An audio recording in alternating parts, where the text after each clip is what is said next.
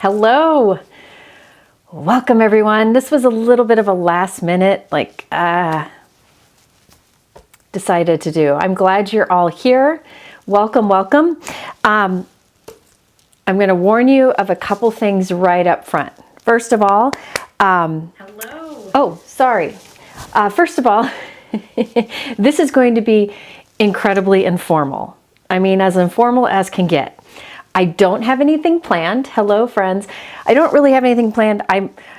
What I think I'll do, I needed to do some crafting today. Mike's shaking his head at me. I needed to do some crafting today, and I thought, catching up, and I thought, why not go live while doing so? So I have nothing new to share. I have nothing planned. This is not a teaching live. This is just I need to get some things done, and I'm hoping you guys need to get some crafting done, and we can just do so together. And while doing so, I can answer some questions, hopefully. Okay, so just hanging out with friends today. So that's the first thing. This is very, very, very informal. The second thing is Brianne, who's my link ninja, who's in the comments. She's a moderator. Today, she's going to be moderating. I know today is a big day in the United States, and I have asked Brianne to be very diligent in deleting any comments about politics. Whether you're happy or sad today, we're not going to talk about it. There are places where you can discuss that stuff, but not in this crafty world here today on my channel. So I beg of you, please no political comments. No political comments at all. Please. Thank you. Thank you. And if you don't do political comments, I will reward you all with some giveaways at the end. How's that? Okay?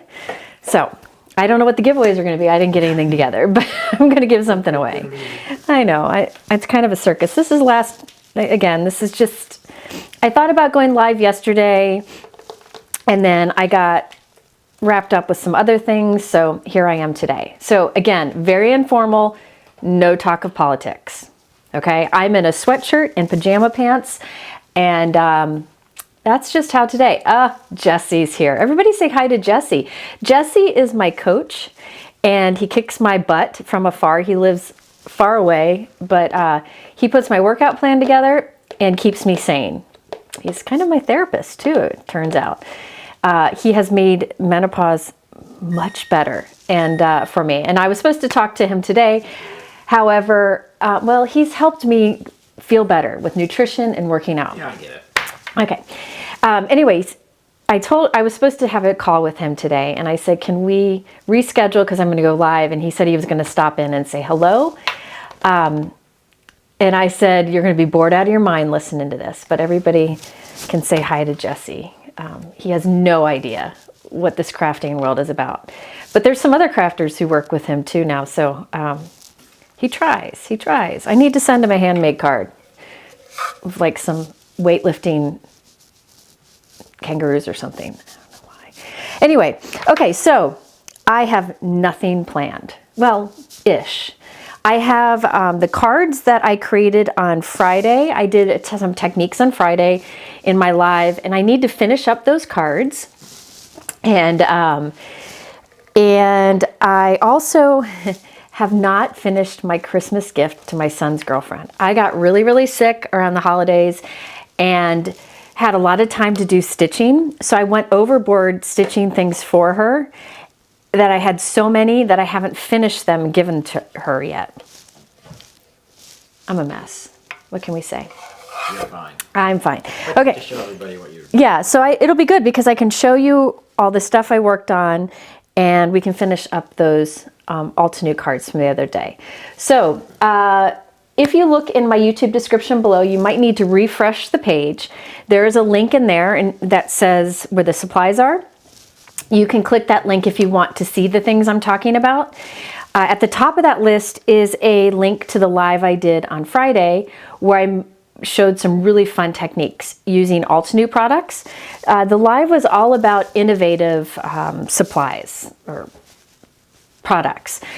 And so I showed a bunch of techniques, but I didn't finish the card. At the top of the list is the link to the video that I did on Friday if you want to see how I made all the pieces I'll be using, and also a link to the supply list for all the things that I'm using. So hopefully we'll be able to find everything.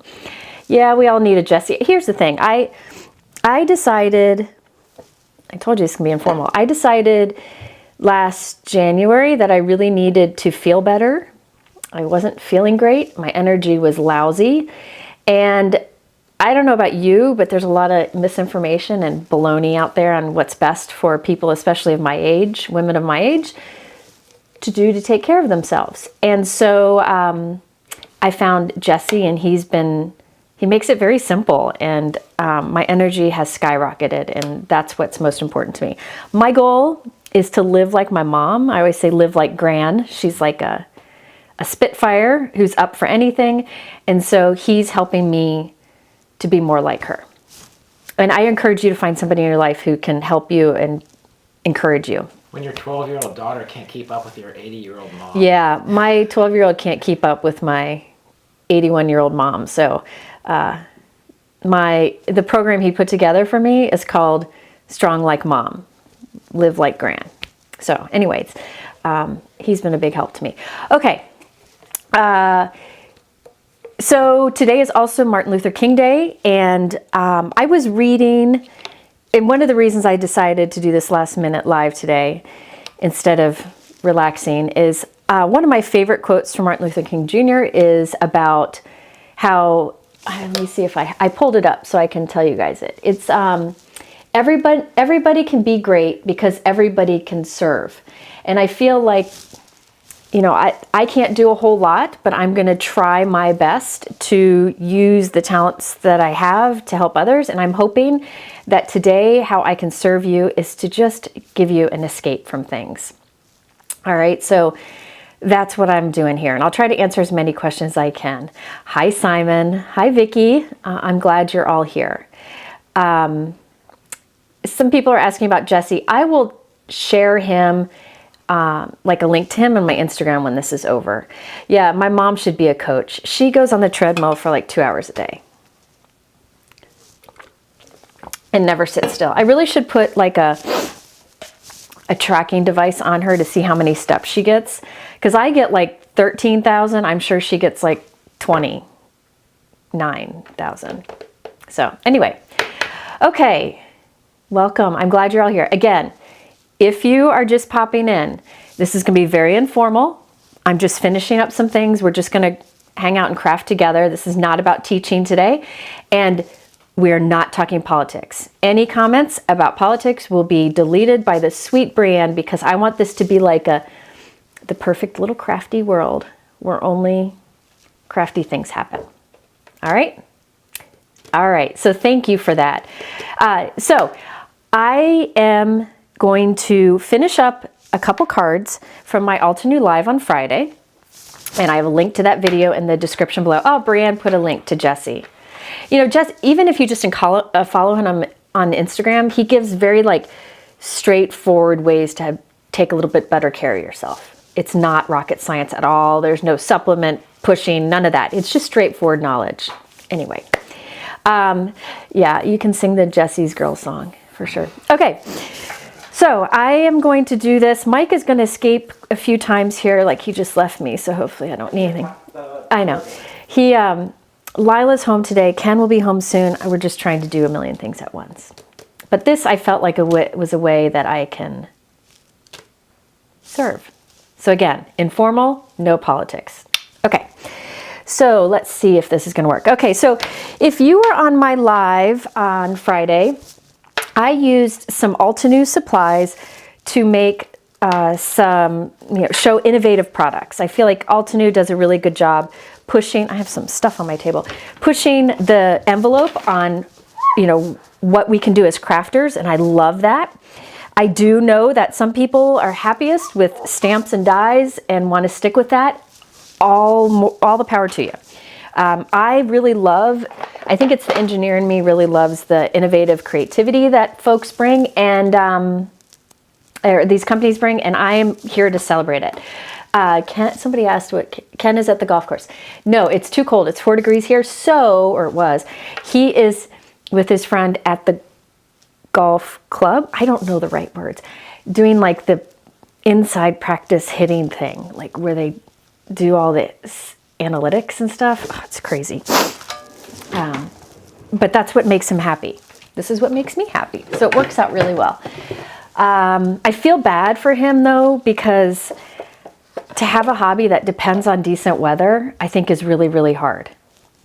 So I'm thankful that we have a hobby that is actually best when it's 4 degrees out. Yes, welcome. Hi, Dana and Sika and Erica. Hello, all. I'm so glad you're here. So in that live that on Friday about innovation, one of the things I shared a lot about was the BetterPress system. And if you're new to the BetterPress system, I talked a lot about it in that video.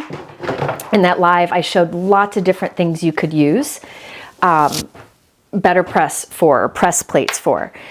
This background here I did in the video, this I just used a Altenew basket weave press plate with light blue ink on white cardstock. And it just gives a really detailed look. Just something simple. And again, in that video I show all of those things. Here I'm just putting things together and chatting. All right, so I'm trimmed that down to be 4 1/4 by 5 1/2, and I'm putting it on a top folding white note card. I would love to hear, what do you all use? Do you do top folding or side folding? Because I saw in a group, like in a chat somewhere, most people saying that they do side folding. But I do top folding, and I'm just curious. I do top folding because I think here's the trick. If your card goes too flat, you got to just give it one of these with the bone folder, and then it'll stand nicely. If your card just flops, that means you need to use heavier cardstock. But I feel like that stands better on display and is less likely to fall down. But I think most people are opposite of me. I don't know.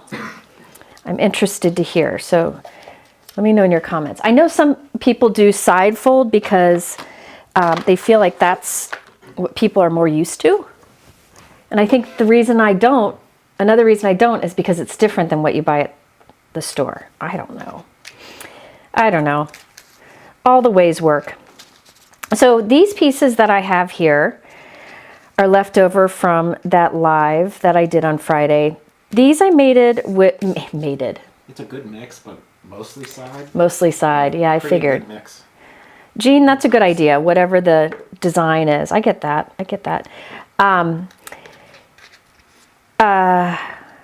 What was I saying? Oh, these flowers and leaves I did with Altenew cardstock, and I used the Altenew hellebore. We decided it's called hellebore, but I think they're also known as Christmas roses, and I did them in bright blue. And I did the die cutting and added texture to them in that other live. So if you look closely, there's some texture to them. I took a press plate and pressed that fun texture into them so that they will have like a fabric feel. It just looks more like a canvas. So this is what it looks like without that texture added right here, and this is what it looks like with the texture added. So if you want to see how I added that texture, be sure to check out my live from Friday. I am just here gluing these cards together because I need to take pictures of them and share them on my blog so you can have the final designs. Okay, so as I do this and kind of put things together, I got to get a sentiment. Hit me up with your questions. Okay, Brenda, do you make your own card bases or do you buy them? I make my own card bases. I do bulk creation of card bases at once. There are places that you definitely can buy them pre-made. There's a site like Cardstock Supply. I don't know what it's called. Maybe somebody in the comments will know. And they sell card bases. And I think also Gina K, I think, used to, and Simon Says Stamp does. But I make my own, and I make a ton of them at once. I use, hang on, I gotta find I don't know where We'll use this dirty old Misty. I use Neenah Classic Crest Solar White 110 pound, which is the really, really heavyweight, strong cardstock. It's what I use on most things. And I make a ton of them at once. So I will just take a big stack of cardstock and I score it right down the middle. I score all the sheets right down the middle. After I score all the pieces down the middle, I fold them in half. I fold them all in half along that score line. And then I cut that in half. And that will give you 4 cards out of every sheet of cardstock. It is much faster. I'm stamping this multiple times to make it darker, by the way. It is much faster to score all your cardstock, then fold it, and then cut it, than it is to cut, score, and fold. So always do your score and folding first, and it'll save you a lot of time. So like over here, I have a big stack of note cards, like ready to go. I have mostly top, I have some side. I also have a container that has A6 and 5x7 ready to go too. Barb asked the best place to buy pre-made 5x7. I'm not sure. I'm hoping somebody in the comments will know, because I don't buy pre-made. I just make my own. I make my own 5x7 from a piece of cardstock, and I keep the scraps for other things. Hey Mike, can you switch over to the regular? Uh-oh. Where is my tape? I can't find my Easy C tape, so... Oh, you know what? Lila was crafting here last night. Oh well, I'm using some Scotch tape because that's what I have right here. Oh, yep. Lila brought her friend down here last night. It was her best friend's mom's birthday today. So last night they were in here making a card for her, and Lila taught everything. I wasn't down here. She taught her everything. And so some of my supplies are in the wrong place. Can you scroll it? I get my Neenah Classic Crest Solar White. I get it by the ream. I mostly get it at Amazon just because it's easy, but I know that there are some other sites that sell the ream, sell it by the ream for different prices.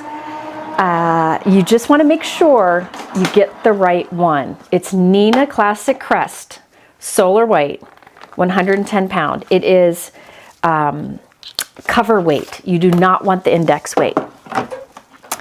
Sylvia asked, do you use Neenah Classic, do I use that Neenah heavyweight for pop-up mechanisms in a card?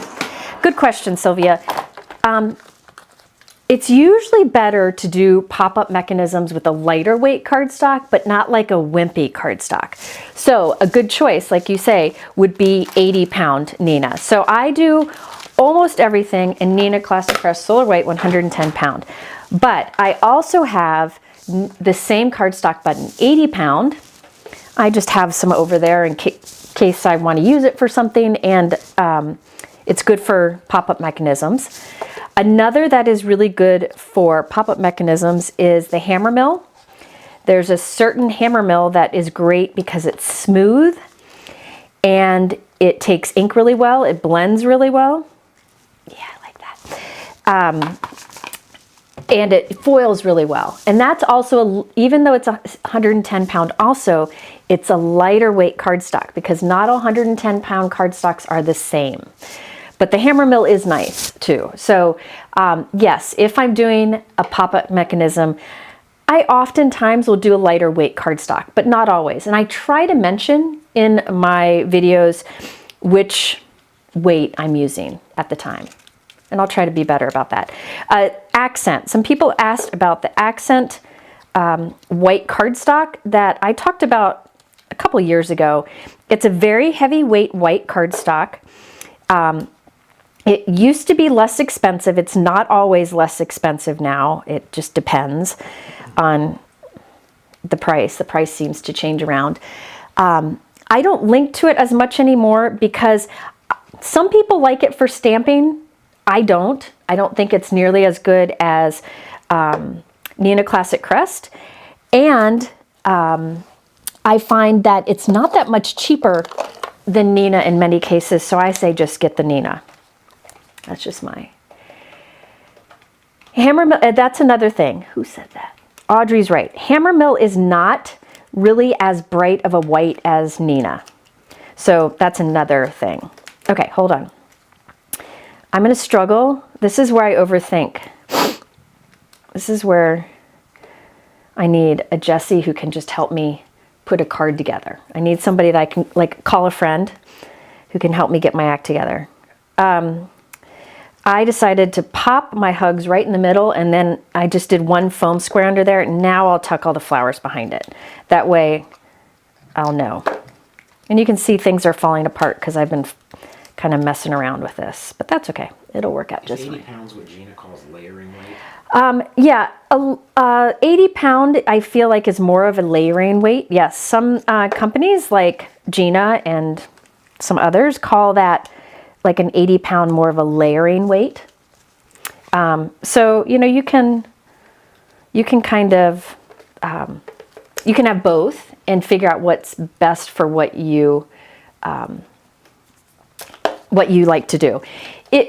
Do I have a list of the papers I use regularly? I don't, but I'll tell you, over in my Share Handmade Kindness Facebook group, pinned to the feature, like the featured post, is a post that I did all about the white cardstocks and what I use them for. So if you're in my Share Handmade Kindness Facebook group, you can check out that featured post. I think it's still pinned, and it'll share what I like about those papers. There it is.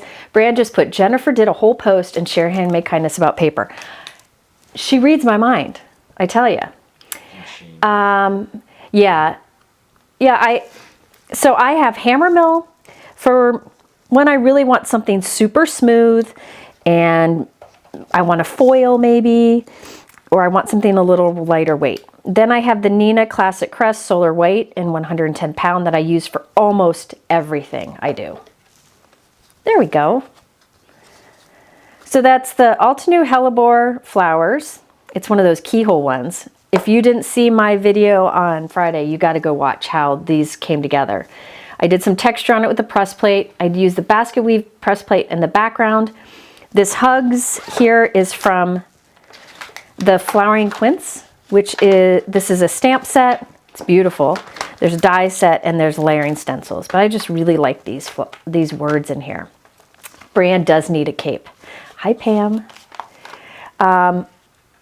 What are the envelopes you store your cardstock in now? Let me show you that. Hold on. Okay, so this one's done. See, I told you this wasn't going to be exciting, creative stuff. Let me get some cardstock stuff to show you. Hang on. I will be back. And I know I'm going to miss people's questions because I kind of look up and I address whatever I hear or whatever I see when I look up. So if I miss your question, just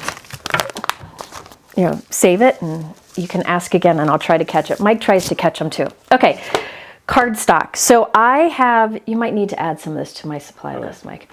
Okay, so for years, for 15 years, maybe even longer, the way I have stored my cardstock is I got these job ticket holders. I have a whole video on this. It's an old video, but it's the same system. They're job ticket holders, and there's like a little tab that's normally on, and I cut that off. And so they're just these sleeves, and I keep the cardstock in it, and I put a label on it. Now, I put a label on both sides because I'm crazy like that. Now, the reason I like these job ticket holders is they're kind of flexible, so you could put more cardstock. You could put quite a bit of cardstock in them, and they slide in and out easily. I like that there wasn't a flap, and I could keep my scraps in it too. So this is what I did for a very long time and what I recommend you all do. This I feel like is the best system. There are more durable pockets available, like from Altenew and Simon Says Stamp, but these, I feel like this is an excellent way to store cardstock. I think it, for most people, I think this is the best way because you can keep the scraps in there. It doesn't take up a lot of room. Job ticket, yeah, I cut the top off. Okay. So, and the job ticket holders are pretty reasonably priced. Do I find that the edges of my cardstock fade? No. So you can keep the ends a little bit longer so you don't, it's not really, it's kind of more protected. I've never had a problem. It might depend on your lighting or sun or whatever. But this is what I would recommend. There's a video that I did years ago. If you search on my blog on paper storage, it would pop up. Yes, this is 8.5 by 11. This is the best system. I really believe that. However, I do this for a living, so I have an abundance of cardstock. Well, let's be honest. It's partially because I do this for a living and partially because I have an issue. So a couple years ago, I had a cardstock thing like shelf here, custom built for my most used cardstocks. It used to just be like my Hero Arts cardstocks because I use those a lot. Brianne just linked to the paper storage video there in the comments. We'll add that to the supply list too. Mike, can you add that to the bottom of the supply list? Nina is smooth. Not as smooth as Hammer Mill, but it's smooth. Okay, so I had that added. I had it custom built to fit there. And I had my Hero Arts cardstock there because I really like Hero Arts, heavyweight, and they have a beautiful collection. So I had all those there, and I found I was reaching back there a lot. So I decided to have them add two more layers to the cardstock. The top one, because I can't reach it really well, is like extra of the colors below. So in these, I have, I'm not done with it yet. I'm still switching over. But in here, I have all of the companies mixed up. But I went through and I have these dividers between. Now I could, oops, sorry. There we go. I could have put these with it or just put these up there, but I wanted to have these little tabs. So it stands up with this tab. I put the company name on there and I can keep small pieces in there. And these are, can you add these to the supply list? These are like magazine dividers, and I just put a label on it. So I feel like because I have a lot of cardstock and because of the system I have up here, I put that in the wrong spot. These dividers work well, but really if I were a crafter without like a need to really have things a certain way, because I would do this system personally. And who knows, if the job ticket holders are unavailable, just search on job ticket holders and you can find something similar. These, I mean, I may end up going back to these sleeves and those would work well there too. I don't know. Part of what I do is trying to figure out what works for me. And usually by the time I get it done, I think of something else. It's part of the fun for me. I don't know. Yeah, they're comic book dividers too. They're inexpensive. The other reason I did this is because I had one of these sleeves for every different company and color cardstock. And I was discovering, as many of you have, that some companies have the same exact color cardstock, but it's two different names, right? So I went through my cardstock and I put together, like if Sally Sue's Stamps Orange is the same as Donna's die cutting company in Marmalade, I put them in the same, under the same tab, and I put both names on the tab. Does that make sense? So I know when two colors are the same, so I can say in the video. So that is part of it for me. It's helpful to me. Yes, another thing is, I do recommend, I don't know that I have them available, but Simon Says Stamp has sleeves just like this. Yeah, I don't have them here. Oh, actually, I probably have some over here. Simon Says Stamp has some sleeves, like here's one. I think this is it. Yeah, I think this is it.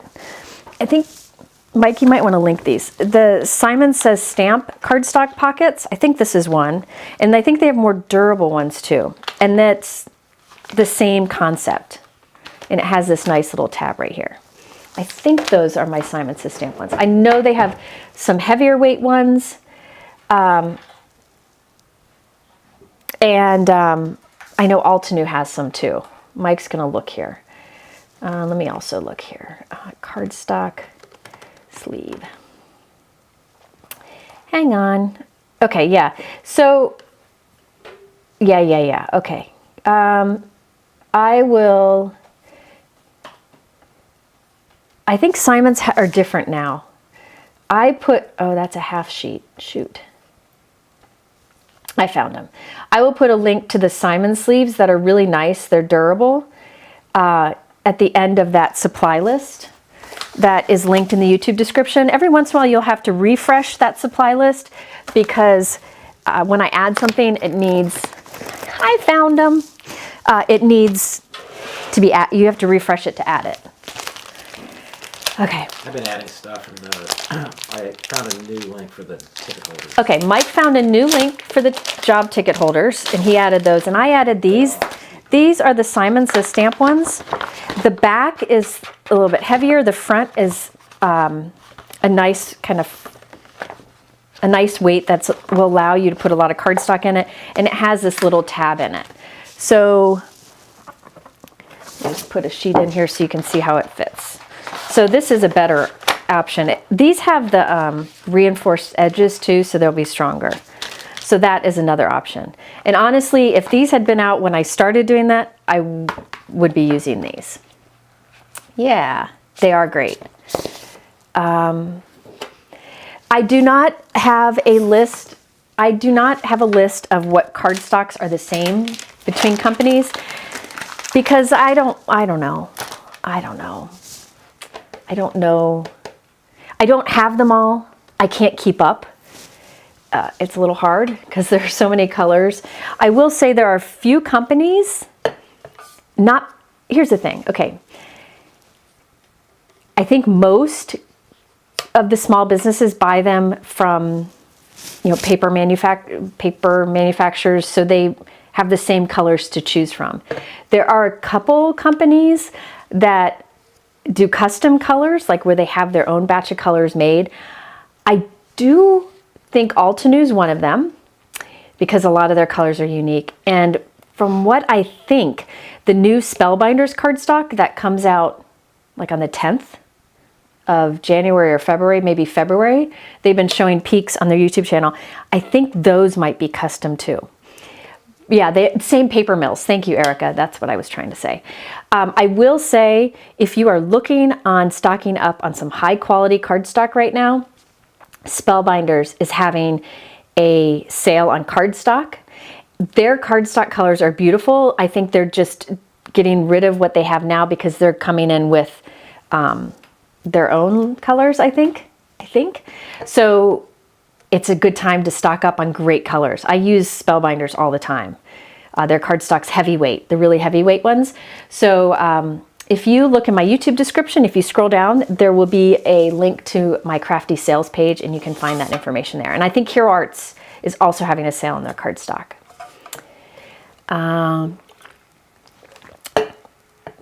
Somebody said they're not getting the visual supply list. Is that the... Maybe. Could you just create a new page for today in my blog and put it in there maybe? I did add that to the live supplies page. Oh, so the live, that. It does work? Yeah, sometimes people have problems with the link deli lists. Oh, okay. Okay. Mike's, did you add it where? Can you put it in the description or something? Mike's working on the list. How do you get your impression to look like a manicure? Oh, my nails. I just press down. I don't know. I clean my nails well with alcohol swab. Then if you go to jennifermcguireinc.com/nails, I give tips for the nails. Is there a smooth colored cardstock that foils nicely? I don't know. I don't know. I think if you really want a smooth colored cardstock, I would foil on hammer mill white and then ink blend over it to make the cardstock look colored. But I just foil on regular cardstock all the time. My shirt, Barb, this is my favorite sweatshirt. I wear it all the time. I have it in another color too. Love, empathy, compassion, inclusion, justice, kindness. I just like it. It's from a site called Kind Cotton. And it's my cozy sweatshirt. It's so soft, and I'm in pajamas today. I wear it to bed all the time. Kind Cotton. It's in the description below because I figured somebody might ask. They give the site, I think for every sweatshirt people buy, they donate a book to a school, I think. Okay, yeah, the supply list might work for some people, but not others. Okay, so these are from my live on Friday again. I use the Altenew Carnation. This is what it looks like layered up. If you watched that video, you saw how easy it was to line up those layers thanks to their keyhole system. But I did the same die cuts and I did a BetterPress on it to get this like bit of texture, color texture. I use very soft color ink so it's subtle, but I'm gonna make a card with this. Is Kathy here still? I'm surprised she's here because it's this is a day off for most people. I don't know. I didn't. I think I'm just going to use one. Uh-oh, I hear a dog down here. Hey, Fox. Okay, so there we go. This background. I used the Terrazzo, I think it's called Altenew press plate, and I pressed it into white cardstock using the embossing mat with my die cut machine.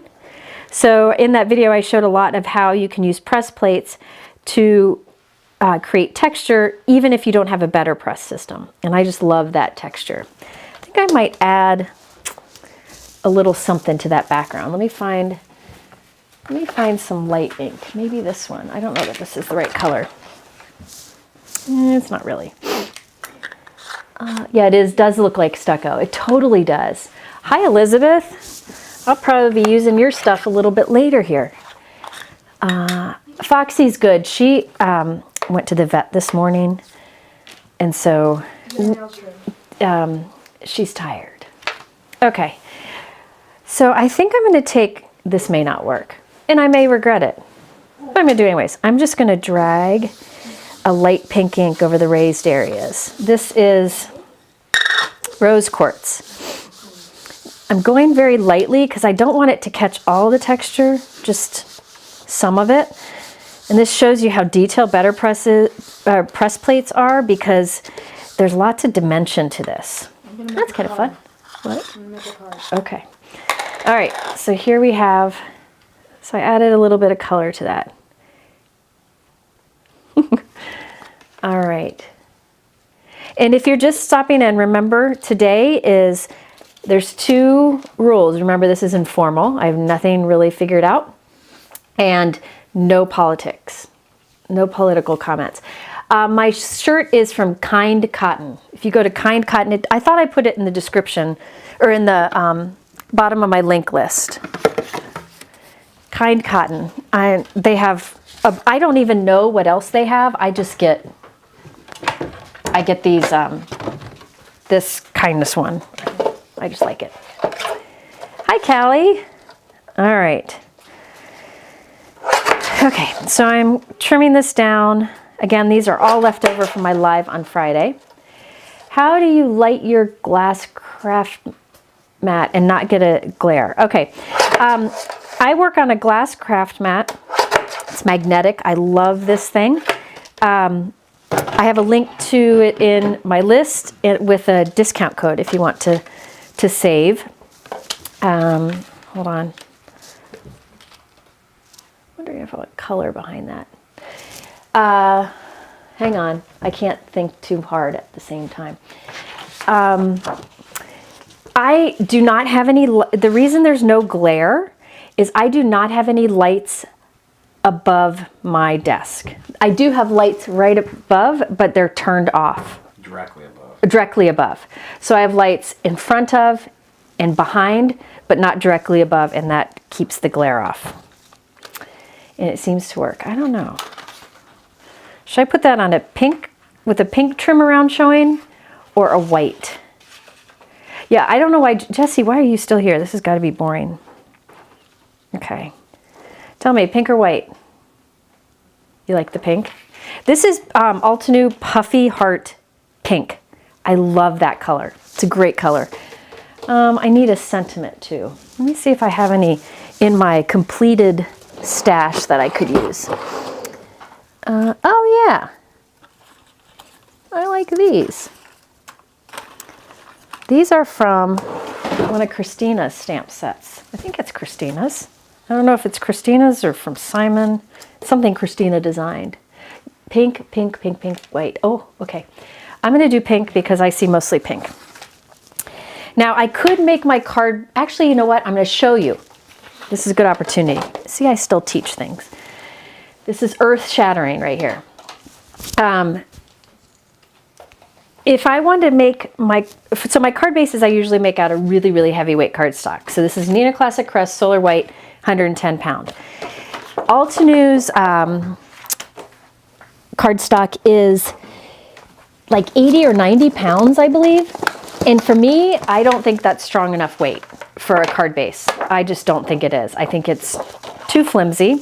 So let me show you what I do if I want to use a lighter color card or lighter cardstock for a card base, but make it strong. Okay. I'm going to score this. I want it to be top folding, so I'll score it in half at 5.5.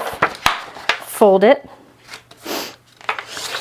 And then cut it in half. It's Christina's checking in set. Okay, I didn't even score it and fold it right. Oh well, whatever. Nobody's watching. Okay, we're winging it. We're winging it. So now I gotta trim this down a little bit. Do as I say, not as I do. I know, Mary, everybody likes side fold, but I'm a top folder. That's just what I am. I like it because I think it stands, it's more likely to not fall down when on display. Okay, over here, I have, over on the, in the side, I have a bunch of 80 pound cardstock. This is Neenah Classic Crest, 80 pound. So this is a, this is a lighter weight cardstock like I talked about before. I don't usually use it for much of anything, but it's good for this. What I'm going to do is cut this to be the same as the piece I have on the front.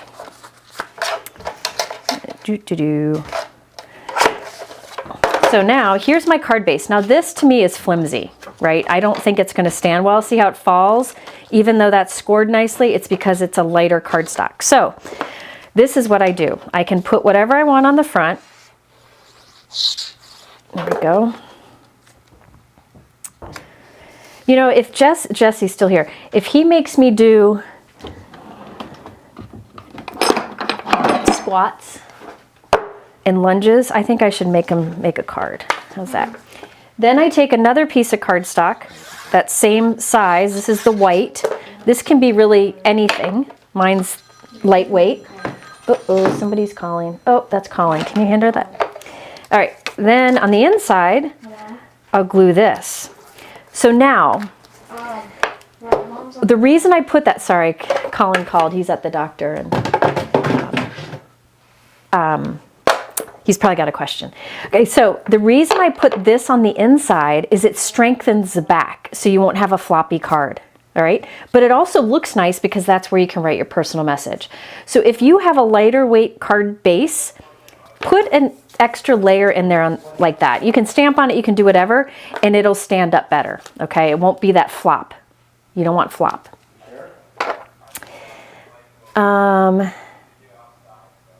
Let's see. Yeah, my glass mat is from Glassboard Studio, and it's in that link list below. Okay, so there we go. Now I have, I don't know what I'm doing here. So these are from the Carnation set from Altenew. here? So he was just going to ask her. Dad hasn't been picking up his calls. Okay, hang on. I got to answer what's going on with Colin. What happened? He was just wondering about his doctor's appointment. Is he not there? He went. Yeah? It's not for 2 weeks. Are you serious? Wrong day. Okay. Well, that's Dad's. That's Dad's Dad doing. wasn't picking up his Oh, calls, so okay. he called you. Okay. So I just put down 2 leaves, and I'm just going to put this little flower right there. And then, I have a question for you. yeah. Do you have any like? Lila's here. Hi. Good morning, Michelle. Do you have any like things that I could color, like animals or something? Whenever you're looking for an animal to color, I recommend Lawn Fawn. Mike, can you show Lawn Fawn is? I don't know. This is where I overthink. Hello. Check that one. Okay. I like my sentiment. Some people like to put it up here. I usually like my sentiment to touch my focal point, but I think this time it's going to go above. Oh. What happened? Oh, okay. I tripped over. I don't know. You know what? I'm going to do this. See, I always move stuff. Whoop. And if you make sound effects, there we go. That makes me feel better. If you do sound effects, it moves easier. There we go.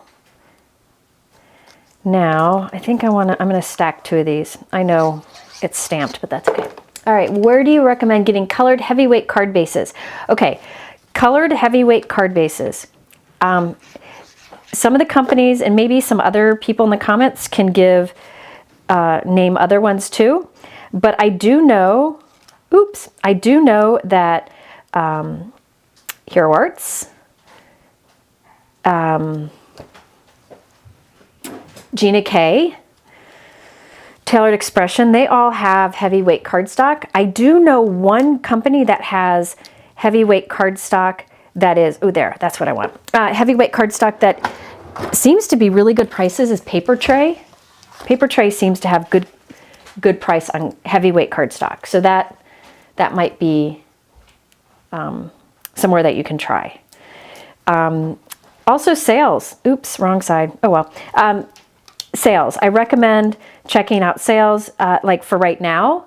Spellbinders current cardstock and Hero Arts current cardstock are on sale, and those are heavyweight options. And so, yeah, Tailored Expressions is one. So you can always check out when one of these companies has things on sale. And right now, it happens to be Spellbinders and Hero Arts. Sorry, sometimes it's hard to talk at the same time as doing these things. Another one that has heavyweight cardstock is Lawn Fawn. Yep. And Simon says stamp. Where did I get these sentiments? So I am one of those that likes to prep a bunch of sentiments ahead of time. So those I prepped using a Christina Werner stamp and die set called Checking In. And when I made a bunch of them, I guess in a video, I had some left over. So I put them in a drawer and I just have them ready. So these sentiments that I showed, these I had made a bunch using the Christina Werner Checking In stamp set and die. Yes, Michael's does have, like some of those big box stores do have heavyweight cardstock. I just can't promise that the quality will be as good. I'm not, the cardstocks I've gotten in the past, I wasn't happy with the quality, but who knows? It's been many, many years, so I have no idea. What kind of lights? Linda asked what kind of lights I have. When Mike comes down, I'll ask him to add that in the supply list. They're not box lights. They're like flat lights. All right. Yeah, Stampin' Up! Has heavyweight cardstock too. All right, so there we go. That one's done. It's okay. I like the flower more than my card. How do I organize the sentiments I have prepared? I'll have to show that sometime. Let me see if I can get some of it out. Hang on, I'll be right back.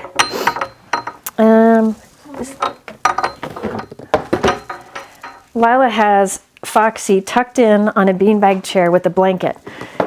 So these are not organized well right now, but when I prep a bunch that I have ready to go, I usually keep them in little pockets. This pocket is from Hero Arts, and these, which are really good for this, are from Altenew.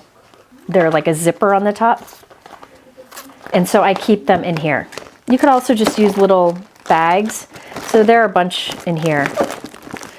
These are the ones I have to put away, but you can see here's some hello from Simon Says Stamp, some thanks from Altenew, and this is really helpful to me. So I have categories tabs that I made, and I need to reorganize them or put them all away, whatever I'm trying to say here. All right. The Nina is a heavyweight 110 pound. The GSM is high. Yes. Yeah. So I did a video a few years ago. Maybe Brianne can link to it. That shows or that talks about how not all heavyweight cards or not all 110 pound cardstocks are the same. It also depends on something called GSM or the type of cardstock it is. So that's why I recommend getting ones that people have used that they say is heavyweight. For example, Nina Classic Crest Solar White 110 pound that I use is a cover weight cardstock. So it's like used for like covers of, brochures or whatever. So it's a heavyweight, cover weight. So it's a high GSM, high pound, 110 pound. Nina also has exact white cardstock in 110 pound. Or I'm sorry, exact or index. That's an index type of paper. Index, if you think about those index cards that you took notes on, write recipes on, that's lightweight. So I don't recommend that for crafting at all. Even though they are both 110 pound, the Classic Crest cover weight is going to be much heavier weight than the index exact weight. It's confusing, but really if you make sure you buy the Nina that crafters like me link to, you'll be okay. Question, does your Owala keep water cold? Yep, this is my Owala water bottle. It doesn't leak and it keeps it really cold. I've switched from Yeti. I really like this one. And you can either chug from it or there's a straw attached. You can use it as, a straw instead. Okay. Yep. Lila's making some cards. So she doesn't have school today. So there you go. There's a sticky mat in there so you won't need a magnet. Okay. What the heck? There you go. Callie put some information there to talk about, like, really it's more than the weight of the cardstock. It really is. Well, it will just have to do. That's what I got to give it a bath. Hang on. Let me get my magnet. Here's a magnet if you want it. Okay. If you go to my Share Handmade Kindness group, pinned or featured post, I talk about the different white cardstocks and what I use them for. All right. Daphne asked if I've seen Christina's kitties. I have. I got to see them the day she got them. I was actually in Salt Lake City that day. All right, next, I'm going to work on, I'm just looking here. When will I give a tour of my new craft room? I don't know. A craft room tour is the biggest project to take on. When I did a craft room tour of my old studio, I hired a company and there were all these video people there and they did it because it's really hard to do. That company is no longer around, so that's not going to work. I could try it on my own, but it's really a big project. So maybe someday. Really a lot of what I have is like my old craft room, just shuffled around a bit. Let's see. Do blending brushes work for pigment inks or do you recommend foam? You can use blending brushes with pigment inks, but I usually use, oh, I still have one more here. I usually use Tim Holtz foam ink blending tool. I think it works better. I think pigment inks work better with the foam. Dye inks work better with the brush, but you can use opposite. Brianne just put a link to my old craft room tour. Question, is Lila, I missed that.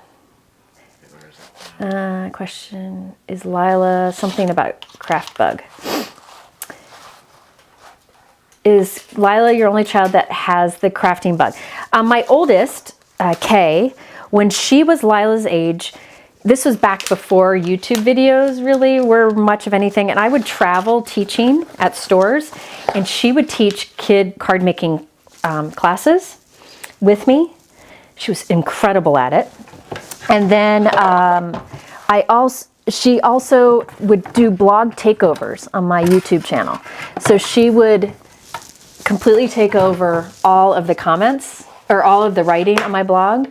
She's really good at writing. And so she was a big crafter. I mean, she crafted with me all the time. Now she does costume design and creation for theater. And she still writes quite a bit. Man, I broke this Misty somehow. It's got cracks in it. Look at that. I'm rough on my toys. You want mine? Hi, Richard. Glad you're here.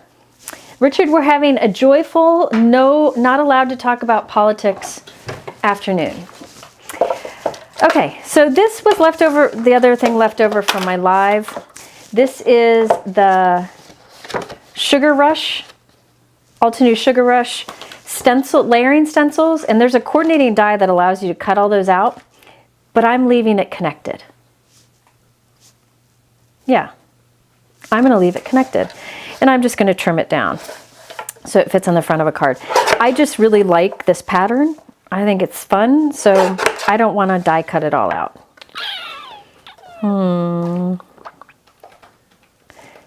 Yeah, I think I'll do that. And the nice thing, you are allowed to talk about potatoes. Yes, absolutely allowed to talk about potatoes, but not politics, because potatoes are awesome. So I'm going to save that little piece. So if you are just coming in, very informal, I'm just finishing up some things that I haven't gotten around to and avoiding all reality, like cleaning and things. Yes. Okay, and I'm trying my best to answer questions as I go, but I'm not doing an excellent job at it. It's hard to think and answer questions at once. Okay. Isn't this fun? I love this. I love this. It is a fun pattern, and it was so easy to do with the stencils. I think I'm going to make an impression with the die instead of cutting it out with the die. So I have my Spellbinders Platinum machine and my flexible embossing mat, and I'm lining up this. See, I shouldn't have trimmed it first. I should have done this after, but where did I trim? What side was I on? Hold on. Hold, please. I have to think, and I'm not really wanting to think. Where did I cut off? Hang on, this will help me. Okay, there we go. Okay, so it's this way. So I'm going to line the die up. See how it just lines right up? I could have just lined it up and cut all those out. And it's nice because it keeps some of them connected. Like you can see some of them are connected, so you don't have to, if you want to create a background with the die cuts, it doesn't take as long. Here's the tape. But I'm going to make an impression with the die because I put that flexible mat down. Let me show you. This is the flexible mat. I have my cardstock and then the die face down on top. I'll put my plate on top and run it through. How do you know which inks are pigment and which are dye? Kathy, I'll show that in a moment. How's that? I'll show you. I'll run that through, and this gives like a pillowy texture to it. See how it gives it like a pillowy look? So it almost looks like it's quilted on. Isn't that cool? You can see the backside has texture. I wish the light would show it better. I don't know if you can see it better there. Yeah, there you go. Isn't that fun? Just adds a little interest. I'm gonna save that. So this is the Sugar Rush from Altenew. There is a link to a supply list in my YouTube description. And if you open that up, right at the top, it'll say Altenew card supplies, Altenew video, and it'll show this stuff. This is all leftover from my live on Friday. And this card I'm keeping very, very, very simple. I'm gonna grab one of my pre-made card bases. You know what I could do? I could use the other half of this pink. I think I will. Look at that. Normally this extra card base I would put back in the slot. Yeah, those little details. Okay, you get confused about the type of dye inks. Let me show you. Hang on. Now there are different types of dye inks out there. Mostly they fall into two categories: dye or pigment. Now there are some hybrid inks that kind of are in between, and there are some specialty inks like oxide that kind of have properties of both. But in general, there's dye and pigment. So I will show you what both of those are. I usually use dye. Yes, you can make an impression like this with your Empress machine. You need to use the flexible mat that comes with the machine and just follow the instructions for that. All right, so this, remember I cut this short, so I remember that. Oh, there we go. Okay. All right. So I mostly use dye inks. Your inks from like Gina K, Hero Arts, Pink Fresh, Altenew, Lawn Fawn, Stampin' Up. Most of them are just basic dye inks. That's what most of us use. Basic dye inks. Distress ink, regular distress ink, is kind of a type of dye ink that works really well with water.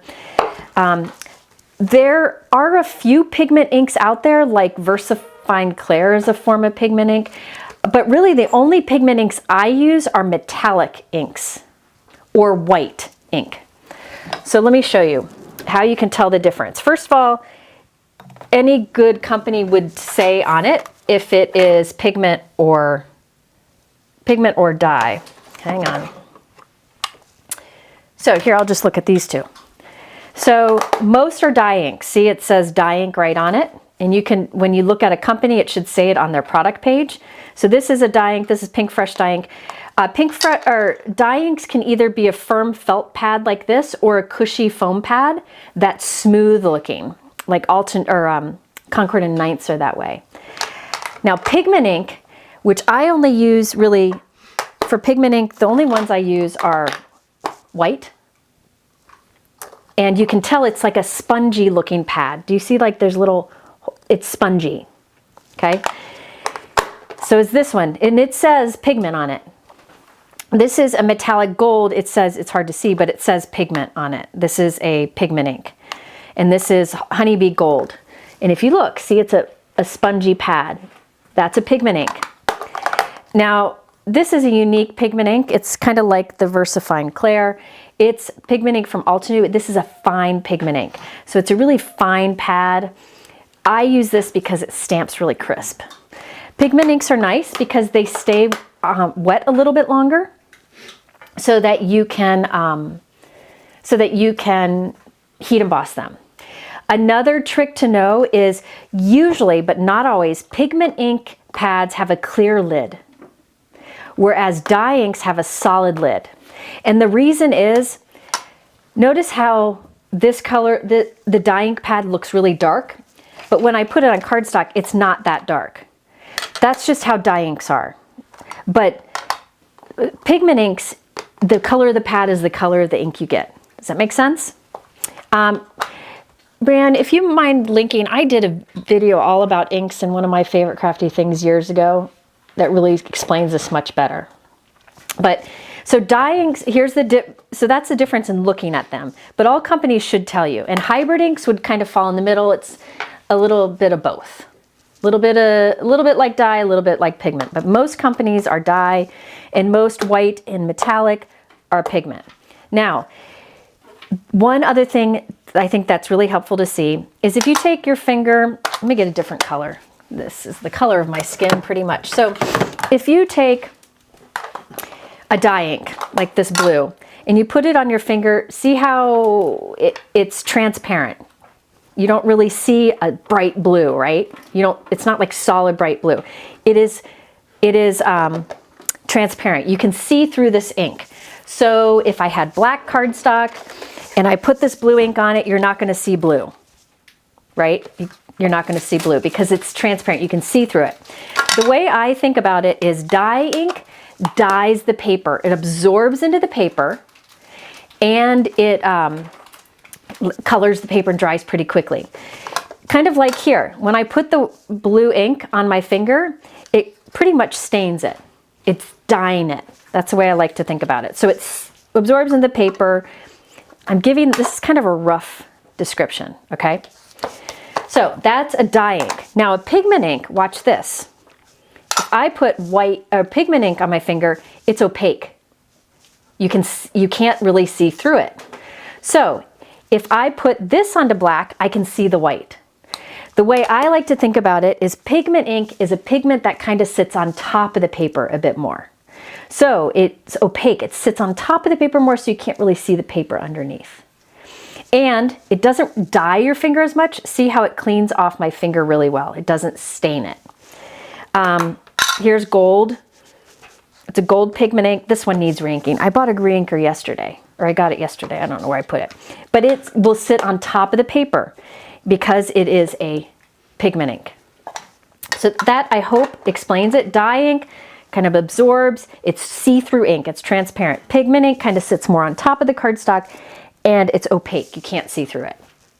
And usually, dye inks have a solid lid. Pigment inks have a see-through lid. I hope that explains some of it. What did Jesse say about potatoes? I want to hear what people are saying about potatoes. The things you miss when you're working, huh?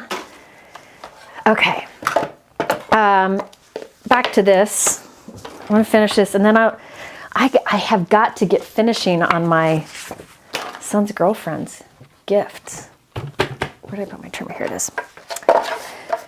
All right, because I'm using that lighter weight pink cardstock, I am going to trim a little white panel to go on the inside, which will give it some strength. Yep, that'll fit in there.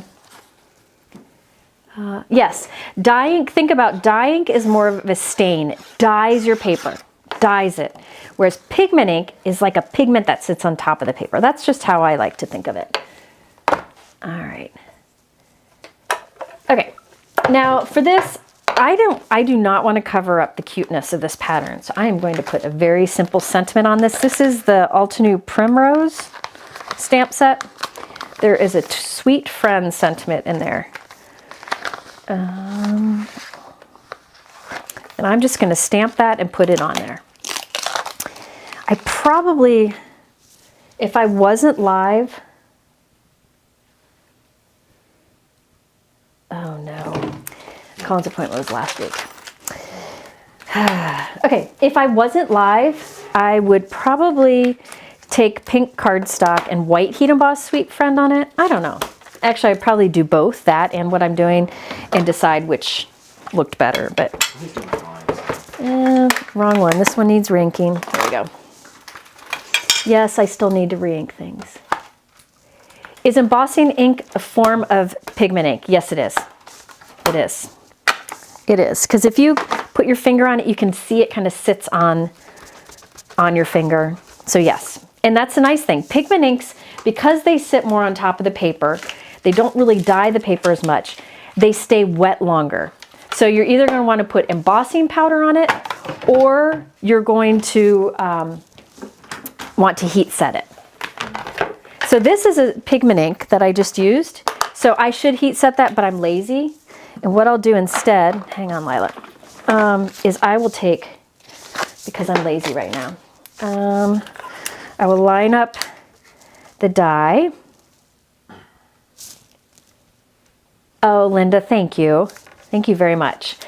I'm just gonna put a Post-it note on it because if I ran this through, some of that black ink would probably get onto my cutting plate and then it would transfer to something else and I'd forget to clean it. You could just clean it if you wanted to, but who wants to do that? And then I'll reuse that Post-it note a few times. Yeah, I do need to re-ink. It's what I gotta do. What you need, Lila? Where is your acetate? In those shelves there. Yeah. Yeah, you can take one of those.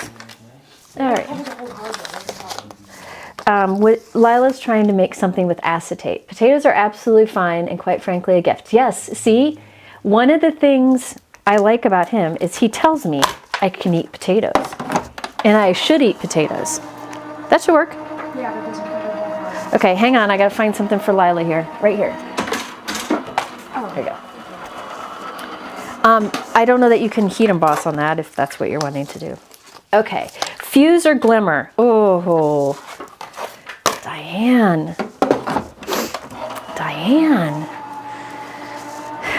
Asking me to pick between my children.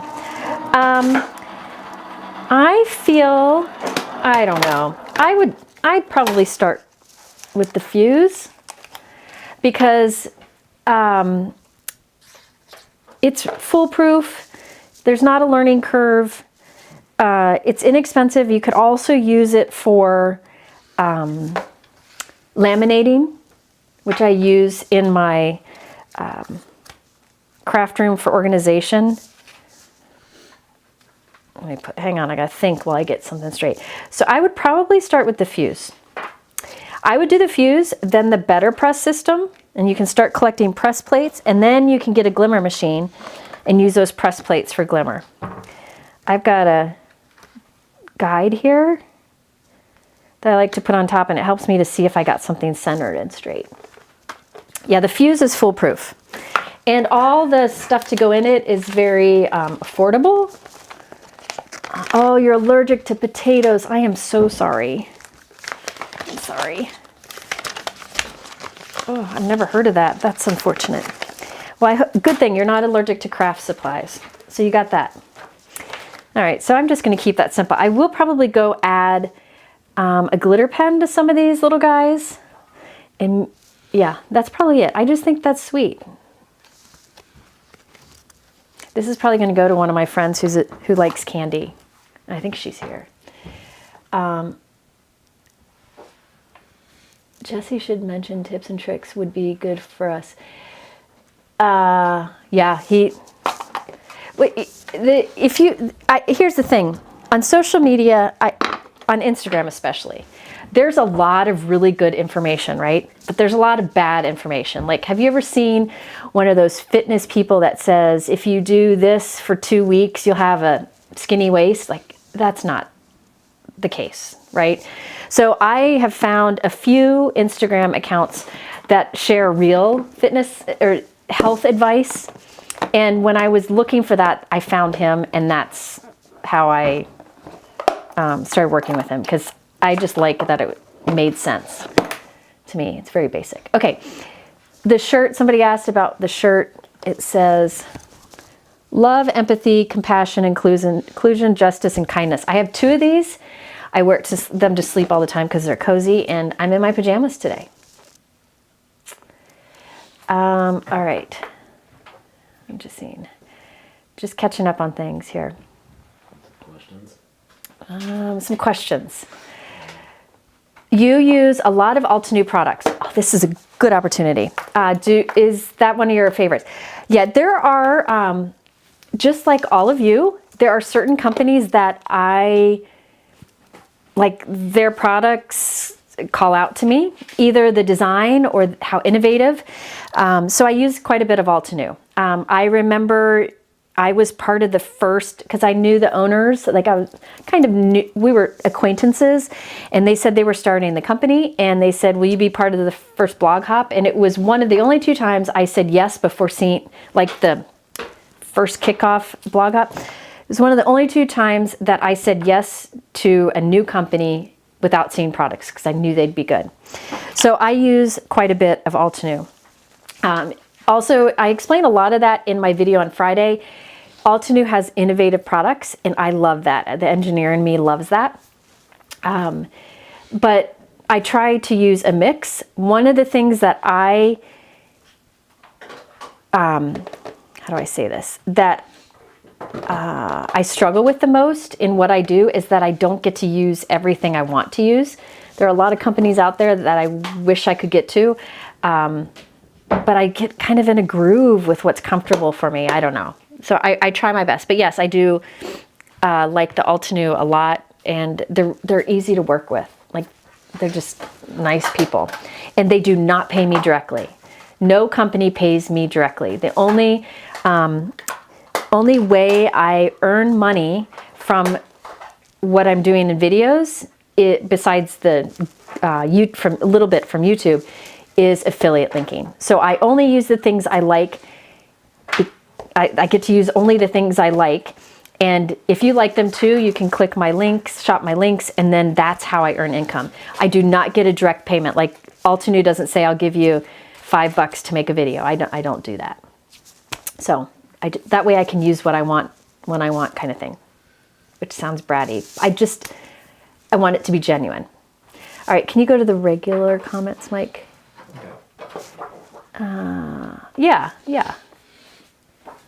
You're going to cook bacon. I think we should all go to Erica's house, yeah. All right, next. I'll answer more questions. So I had an idea to make, okay, Colin's girlfriend is very sweet. And one of the things I really like about her is she has more friends than anybody I know. I mean, she's got a million friends. I'm just blown away by it. And she's really kind, and she's part of a lot of good organizations that are helpful to others in high school, okay? So I thought it'd be fun to give her a set of cards for Christmas, but I got sick. And each of the cards would have a little keepsake on it, because I've been into that lately, and that's what kind of got me going on this keepsake idea. So I started making felt hearts, and I was going to make her a set of 12 note cards with felt hearts that could be removed and kept. Then I got pneumonia, and all I could do was sit around and stitch. So I made more than 12 hearts. So here are some of the hearts. Lila's laughing at me. So I went a little crazy, and I made...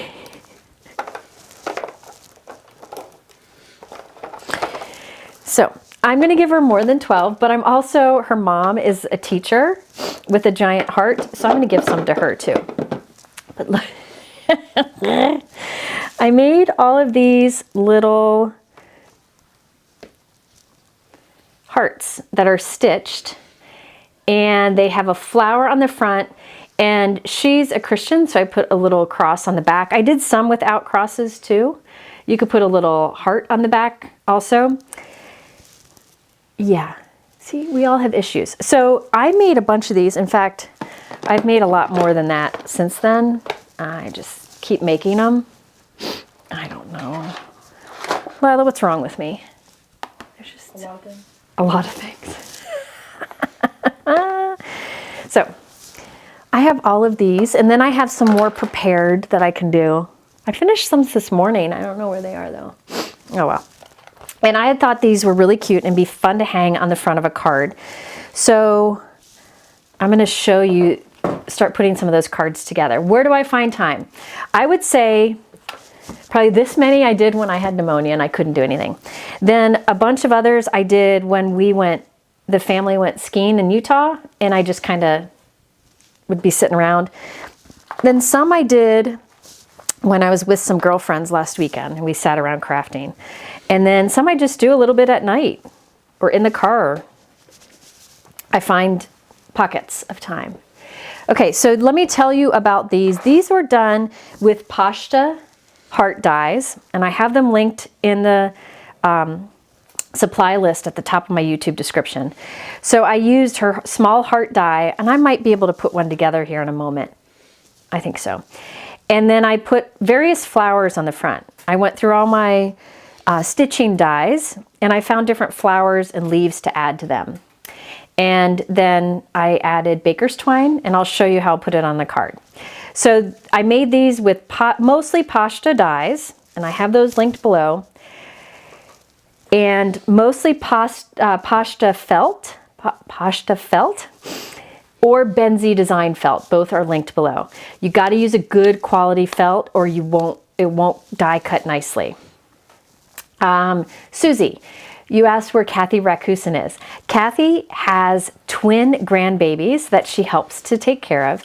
And so she is in grandma heaven. Since the moment I met Kathy 20 years ago, she talked about wanting to be a grandma. And so she is very happy. She's doing great. How do you get the circles to come out of the felt? I can show all that. So let me show you what I'm going to do with these, and then I'll make one, okay, to show you. Does that make sense? So I will answer some of those questions. So I'm just going to take, I gotta put these away. Yes, do not buy your felt at the big box craft stores because they will not die cut well. You got to get good quality felt. I'll link to those. I have linked below to Poshta and Benzie. Spellbinders also came out with some packs of felt, but I like the Poshta and Benzie because you can pick and choose the colors you want. So here was the idea. I would make a card. Let me find it. I'd make a card. This is my prototype card, so hang on. And you would take this and it would ignore the hole in the back of the card. That was a mess up. And you tuck this in here. Let me set it up for you. And this is how the recipient would get it. So it would be like this, hanging there. Pretend this is pretty washi tape. I don't have my pretty washi tape in. Is Gina here? The Gina? My Gina? Gina. I was talking about your cardstock earlier. How are you, Gina? I'm going to call you when this is over because I couldn't talk to you before. Okay, so this is what I'm planning on giving her. So it's a little keepsake. It'll be taped to the inside, not a hole back here. And I would just she would write a message saying you could remove the tape. And so if you remove the tape, I might switch these and make them top folding. I don't know. The recipient can just slide that out or make it side folding, okay? And so this is just tied in a knot up here. So since let me show you so I prepped a bunch of these rectangles for the front. This is a smaller note card. I decided to make it smaller because it fit the size of this mini heart better, and it will still fit into an A2 envelope. So I'll still use an A2 envelope. Hi, Gina. But the overall size of this card is 3 3/4 by 5. So it's just a 1/2 inch shorter and narrower than a regular note card. And then I die cut a rectangle. And if you look, the rectangle has piercing details on the edge. Do you see that? I made that with this die. It is from the Waffle Flower. I have it in the supply list. It's the Waffle Flower piercing layer dies. This is actually from the additional piercing layer dies, which I really like that Waffle Flower does. They have a set of A2 nesting dies like this. Then they have a set called additional, and it gets those in between sizes. So you can see how this is from the original, this is from the additional, and so it allows you to have those in between sizes. One's just a little bit bigger than the other. The one that I used for this card is from the additional die set. And I like these so much because of that detail it has that I have them like on the inside of my cabinet here, stuck to a magnetic strip. So let me put this away real quick. There we go. So I die cut a bunch of these. That's kind of... yes, regular dies will cut felt. So say you have some floral layering dies, you can cut felt with that, as long as you're using a good quality felt. 100% wool is best. The Poshta and Benzie that I linked to below are really good options. All right, so I die cut a bunch of these using that pierced rectangle die, and then on some of them I stamped sentiments. And the sentiments that I used were all pulled from different Simon Says Stamp tiny word stamp sets. These are older. I mean, these are really old. This was the first tiny words. Lots of different sentiments in there. They've also come out with tiny words encouragement. I think there was in tiny words faith. And I just picked different sentiments to put on there. I will also put another one of these rectangles glued to the inside, and I'll stamp another little sentiment up there, and then she'll have room to write her message below. Most of mine are Christian messages because my daughter's girlfriend is Christian, but you can use whatever you want. Mike, they're saying the link deli list isn't working. Can you do the live page or whatever? Is that in the description? Yeah. The live. Okay. You might have to refresh your browser, this video, and the new link list that has the word live will show up down there. All right, so I have a bunch of die cuts that'll go on the inside, die cuts that'll go on the front.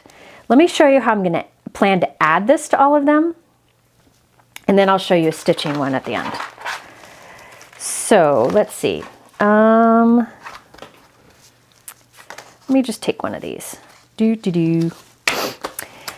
So I bulk did all the hearts. Then I did all these die cut sentiments or die cut rectangles. And I have a bunch of foam, white craft foam.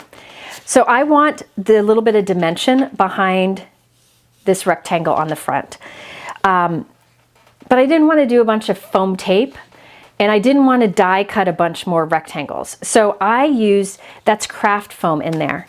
So craft foam, this is just inexpensive stuff we played with as a kid. I cut it to be a little bit smaller than the die cut. So you can see that it's a little bit smaller.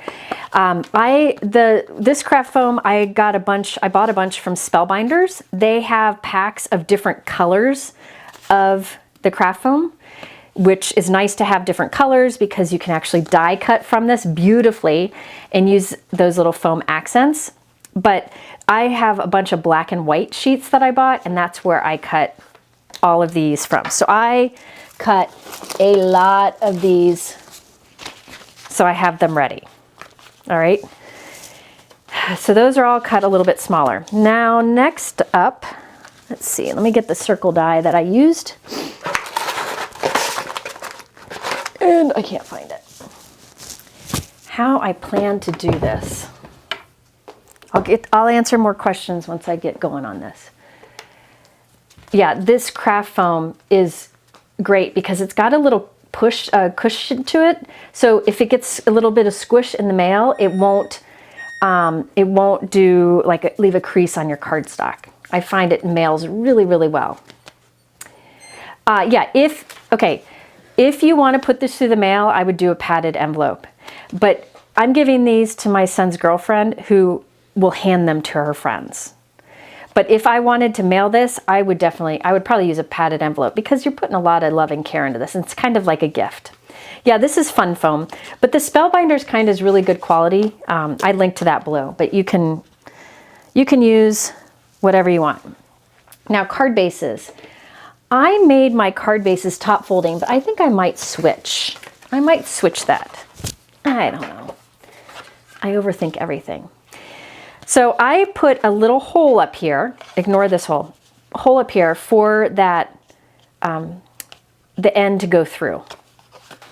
So I got to get into a rhythm. So I'm going to do one and then I'll go and make a bunch of these. I'll probably take the die and my cardstock upstairs and do a bunch of them while the family watches football or something. All right, so this note card that I have here is 3 3/4 by 5. I just thought smaller was cute. And I want this circle die, the circle to be hidden behind this rectangle. So about a 1/2 inch from the top. And I'm going to try to center it the best I can. Doesn't have to be perfect. Nobody's really going to see it. So let me see. Will that be hidden when this gets centered on the front? Yes, it will. So I'll open up my card. And I'll probably make like a little jig so I know where to cut that on all of them. And I'll open up my card, run this through, and I'll cut a hole right there at the top. Now these, I think these little hearts are cute. They all, Poshta also has dies that do like little flowers and things. You could do different things hanging on it. I like her dies because it cuts the holes in the felt. So it makes it really easy to do. You could use a hole punch here, Vicki, but I wanted the circle to be a bit bigger. I may switch to a hole punch. I don't know. I want the circle to be a bit bigger. It makes it easier to pull it in and out. Next, I will go through all of my felt and do a little notch, or all of my foam and do a little notch at the top. So it kind of lines up with that hole. See how there's a little notch at the top? You could even make it, you could use the circle die here, but I don't think there's any reason. It doesn't really matter what it looks like. All right. Now this is going to take time to dry. Let me think. I'm just going to do, I would use liquid adhesive normally, but I'm using tape runner to save time because it takes time to dry. Put tape runner. This will get glued right in the center. See how there's a little notch up there? Then this one with the sentiment will get glued on there. It's killing me not to do something on this background, but I think it's best to leave it. So now we've got that on the front with some nice dimension, and then there's a hole to the inside. So what I can do is take my heart, tuck it in there through that little hole. You could do this as you're putting it together too. Just pull it through there. So it comes out that hole in the inside. And then once I'm happy with where it is, I'm going to kind of pull that apart a little bit, kind of position it where I want it. Yeah, I hope she likes them. You know what? I don't know. She's young. She may think, what the heck? But she's got a very sweet heart, and I think she would like it because it's kind of sweet. Does that make sense? Now, I have washi tape somewhere, like some, I have some gold glitter washi tape that I'll put there.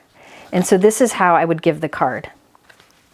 I will present it to her in a clear sleeve with an envelope. So let me get an envelope and a clear sleeve so you can see what it'll be like. And then I'll probably give her like 20 of them and then give some to her mom, and then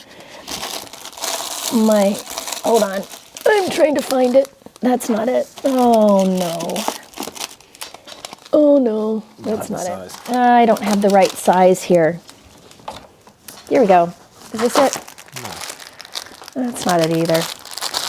Hang on, I gotta find my sleeves in the other room, but I'm not gonna do that right now. I know that Simon Says Stamp sells the right size sleeves. I need that out of the way. Okay. So then, this is, ooh, sorry, I told you to be informal. Okay, so I would take this. I'm actually also going to put another one of these plain ones, or with a stamped sentiment on the top on the inside, simply because I think it looks nice and finished. So that has the detail, and this has the detail. And I'll put it with a matching envelope. That's 4 1/4 by, it's an A2 envelope. Then I'll put it in one of, like a clear sleeve. I think Simon Says Stamp still sells these. And then I'll seal it up. And this is what one will look like. Then I will make like, probably 20, 24 of them, and I'll find a cute little gift bag to put them in. Does that make sense? So that is the gift. Does that make sense? I don't know if any of that made sense. But the reason I put that little hole, I have done many videos showing different ways you can attach a keepsake to a card. Like another thing you can do is,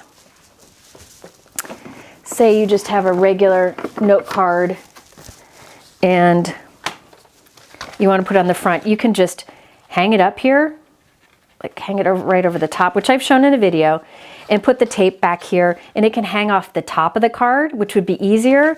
But me and my overthinking mind, I wanted it to hang off that, just hang over that rectangle on the front. So I've already cut all of these. So now I'll just go cut a notch in the top of these. Then I will make all my note cards. I actually made all the note cards top folding, but I think I'm going to switch to side folding because I can save those top folding ones for something else. So I do think I might switch to side folding. I don't know. Maybe I won't. This will stand nicely on display too. So if they don't want to take the keepsake off, they can just stand it up. But I don't know. I don't know. I may switch, but this is what I do. I overthink everything. Does that make sense? So I will go do these things in bulk. So I've already done my rectangles. I've done my stamping. I've cut my foam. I'll go do the notch and all the foam tonight. Then I'll, I like to do things in stages. You like the top folding? Maybe, you know what? Michelle, thank you, because then I won't have to remake them all. Because I did all of these last night while my husband and brother played Clue with my daughter and her friend. Okay, thank you. I'll stick with the top fold. Yeah, I think it does look nice. I think it'll look nice on display.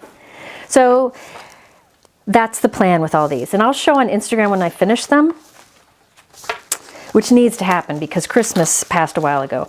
But she knows that I was really sick and I made all these, like I just kept making more and more as I was sick. So let me show you how I made one of these hearts. Yeah, top folding does. Thank you. Thank you all. See, we enable each other. You enable me too. See how that works? Okay. So this is an Altenew storage pocket. I'm really liking these for all my stitching projects. I linked to them below. They're nice and thick and they've got that zippered top pouch. They just seem to work well. Nothing's gonna fall out. Now I'll go through, I'll sit down for a few hours, like on a Saturday afternoon, and I will do a bunch of die cutting for one project. So this one, I went through and took two colors of felt that look nice together, a light peach and a darker peach. Looks kind of orange on the screen, but it's peach. And I die cut a bunch of these small hearts. These are from a Poshta heart die. It's linked in my list below. Mike, you might want to just copy the link list and put it in the description. Okay. I don't know. I don't know if that'll help people. And I cut 2 for each heart, so the front and the back. Now these dies, I don't even know if I have the dies here. I think they're all in the other room. But the Poshta dies cut the little holes for you. Let's see if I can find them. I thought I brought them in here, but I can't find them. They cut the little holes for you. So you'll see in the felt, hang on, you'll see there's these little holes along the edge, which make the stitching so much easier than trying to push through on your own and try to get the spacing just right. You were never, Barb said, I have never sent a card back because of the fold. There you go.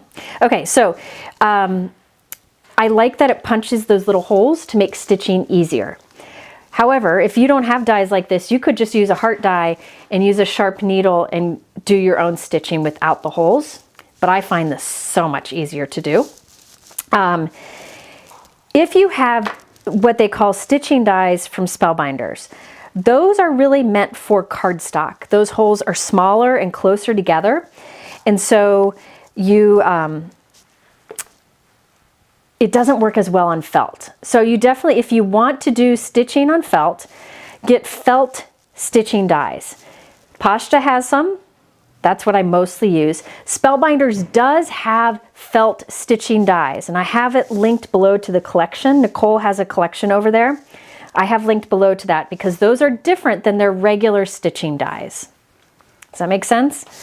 But you can, yes, you can definitely die cut any high quality felt with any die.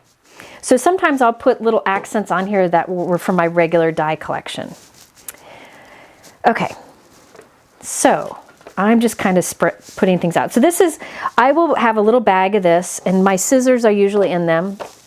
I don't know where I put that bag with my scissors.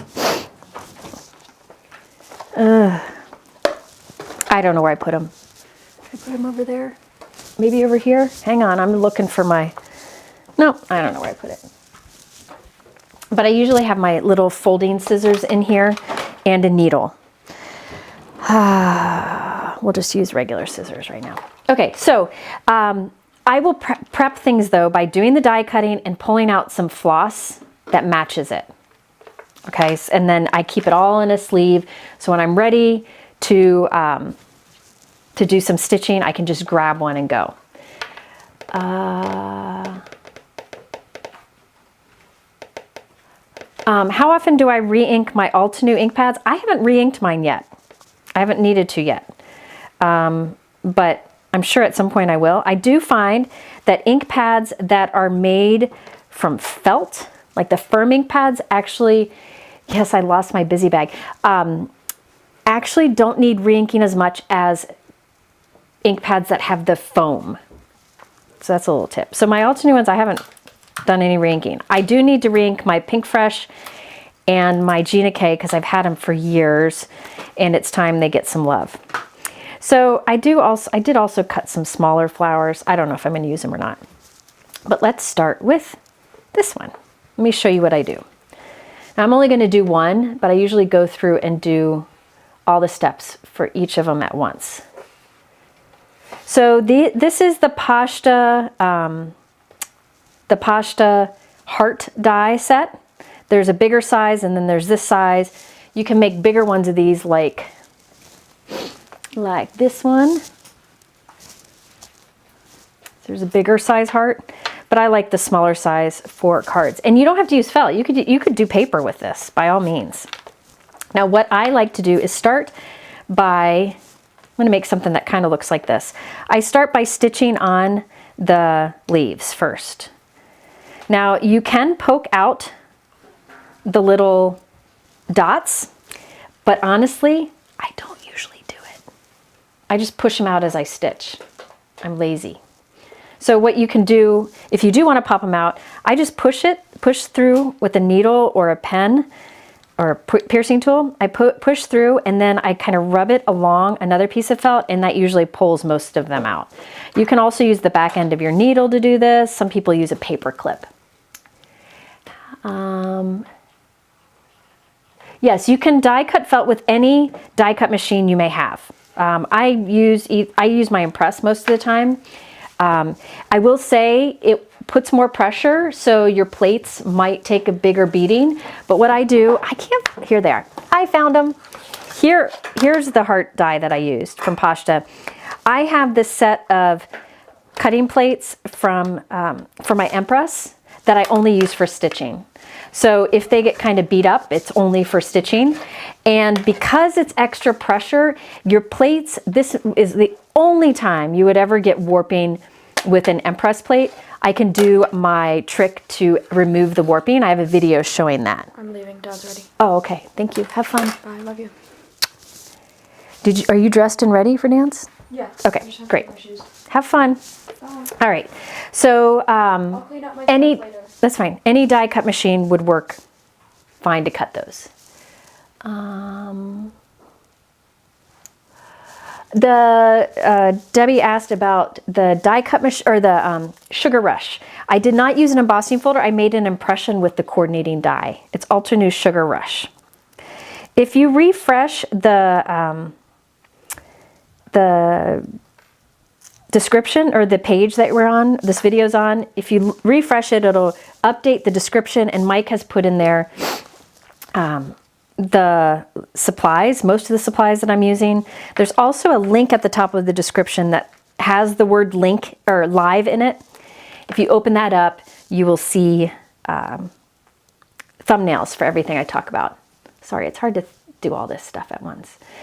Yeah, it is another hobby, but I like that a lot of the supplies cross over because you can just do one layer of felt stitching on the front of a card. It doesn't have to be a puffy keepsake like I showed you there.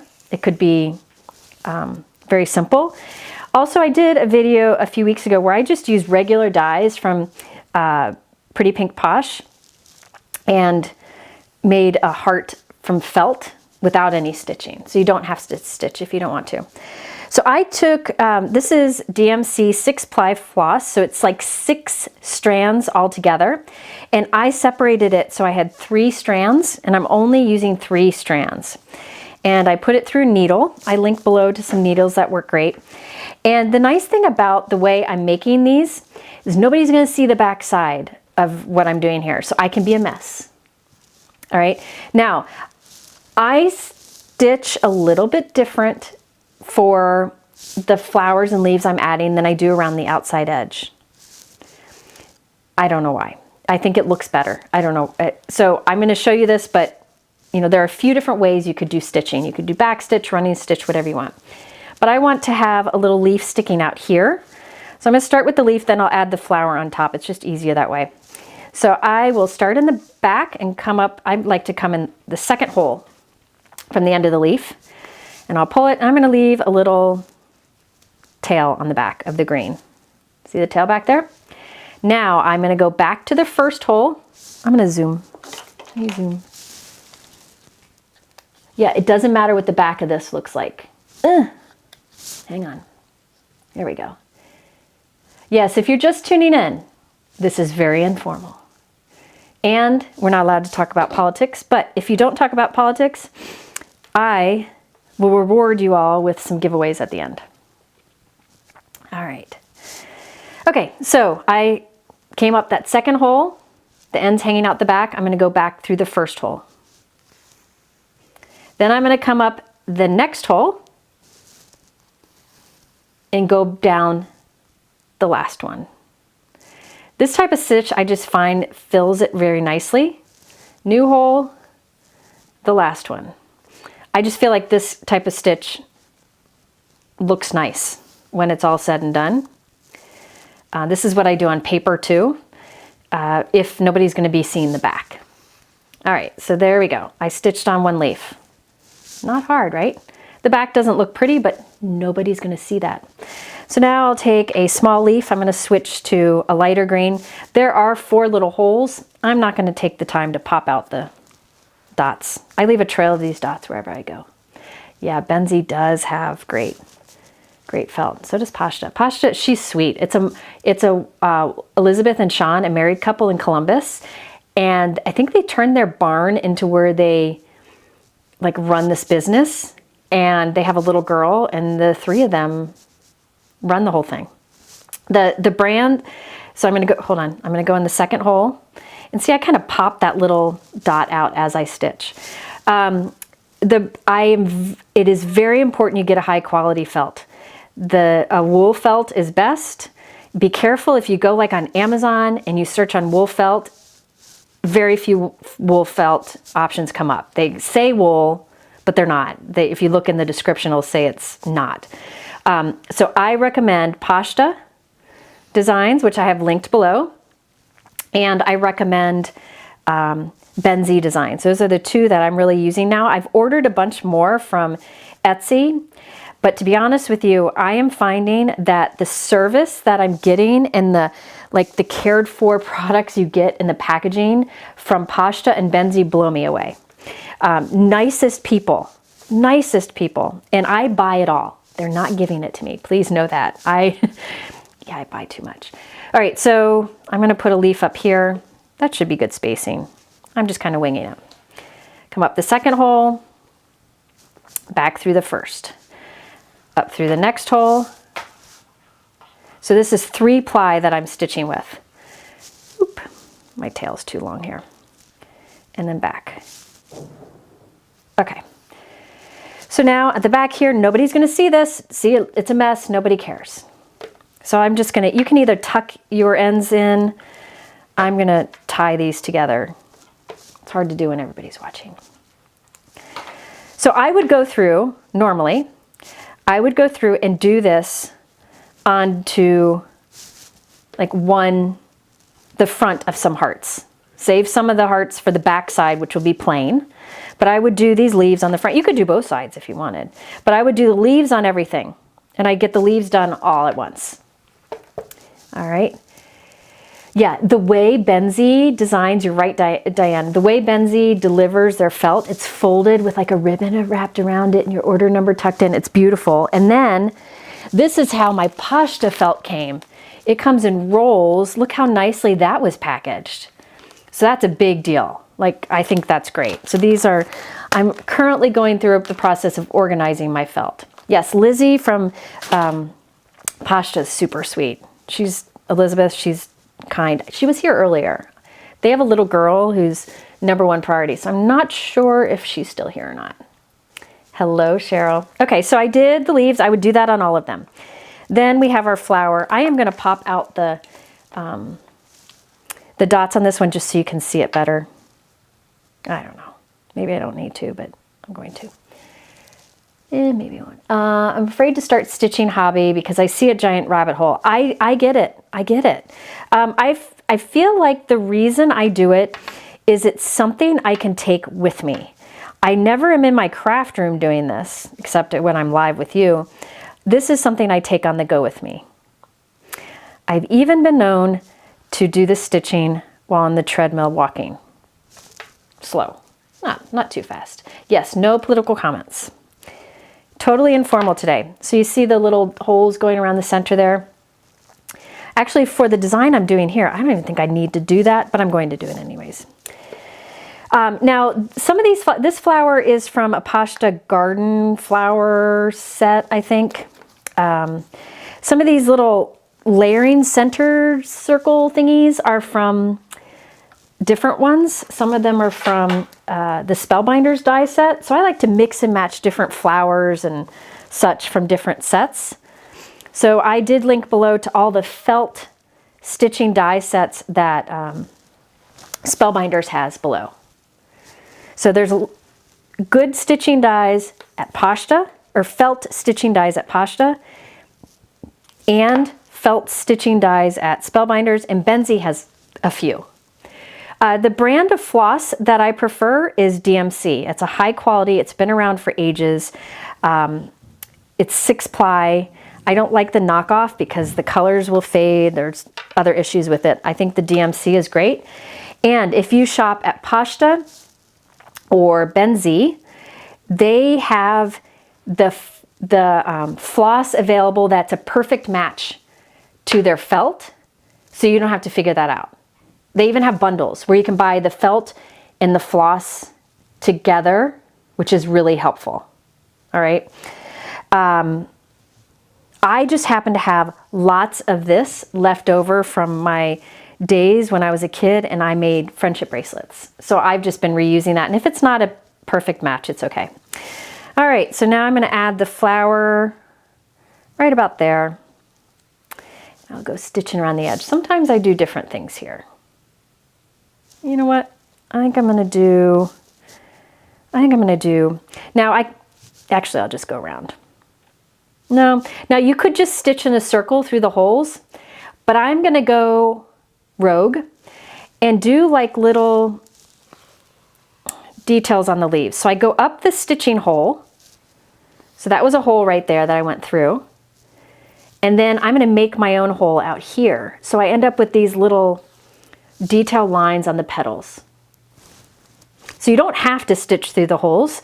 So if you don't want to, or you don't think you are ready to invest in dies that create these holes, you could instead just die cut a flower that you have, that you normally cut from paper, cut it from felt instead, and use a sharp needle and stitch on your own.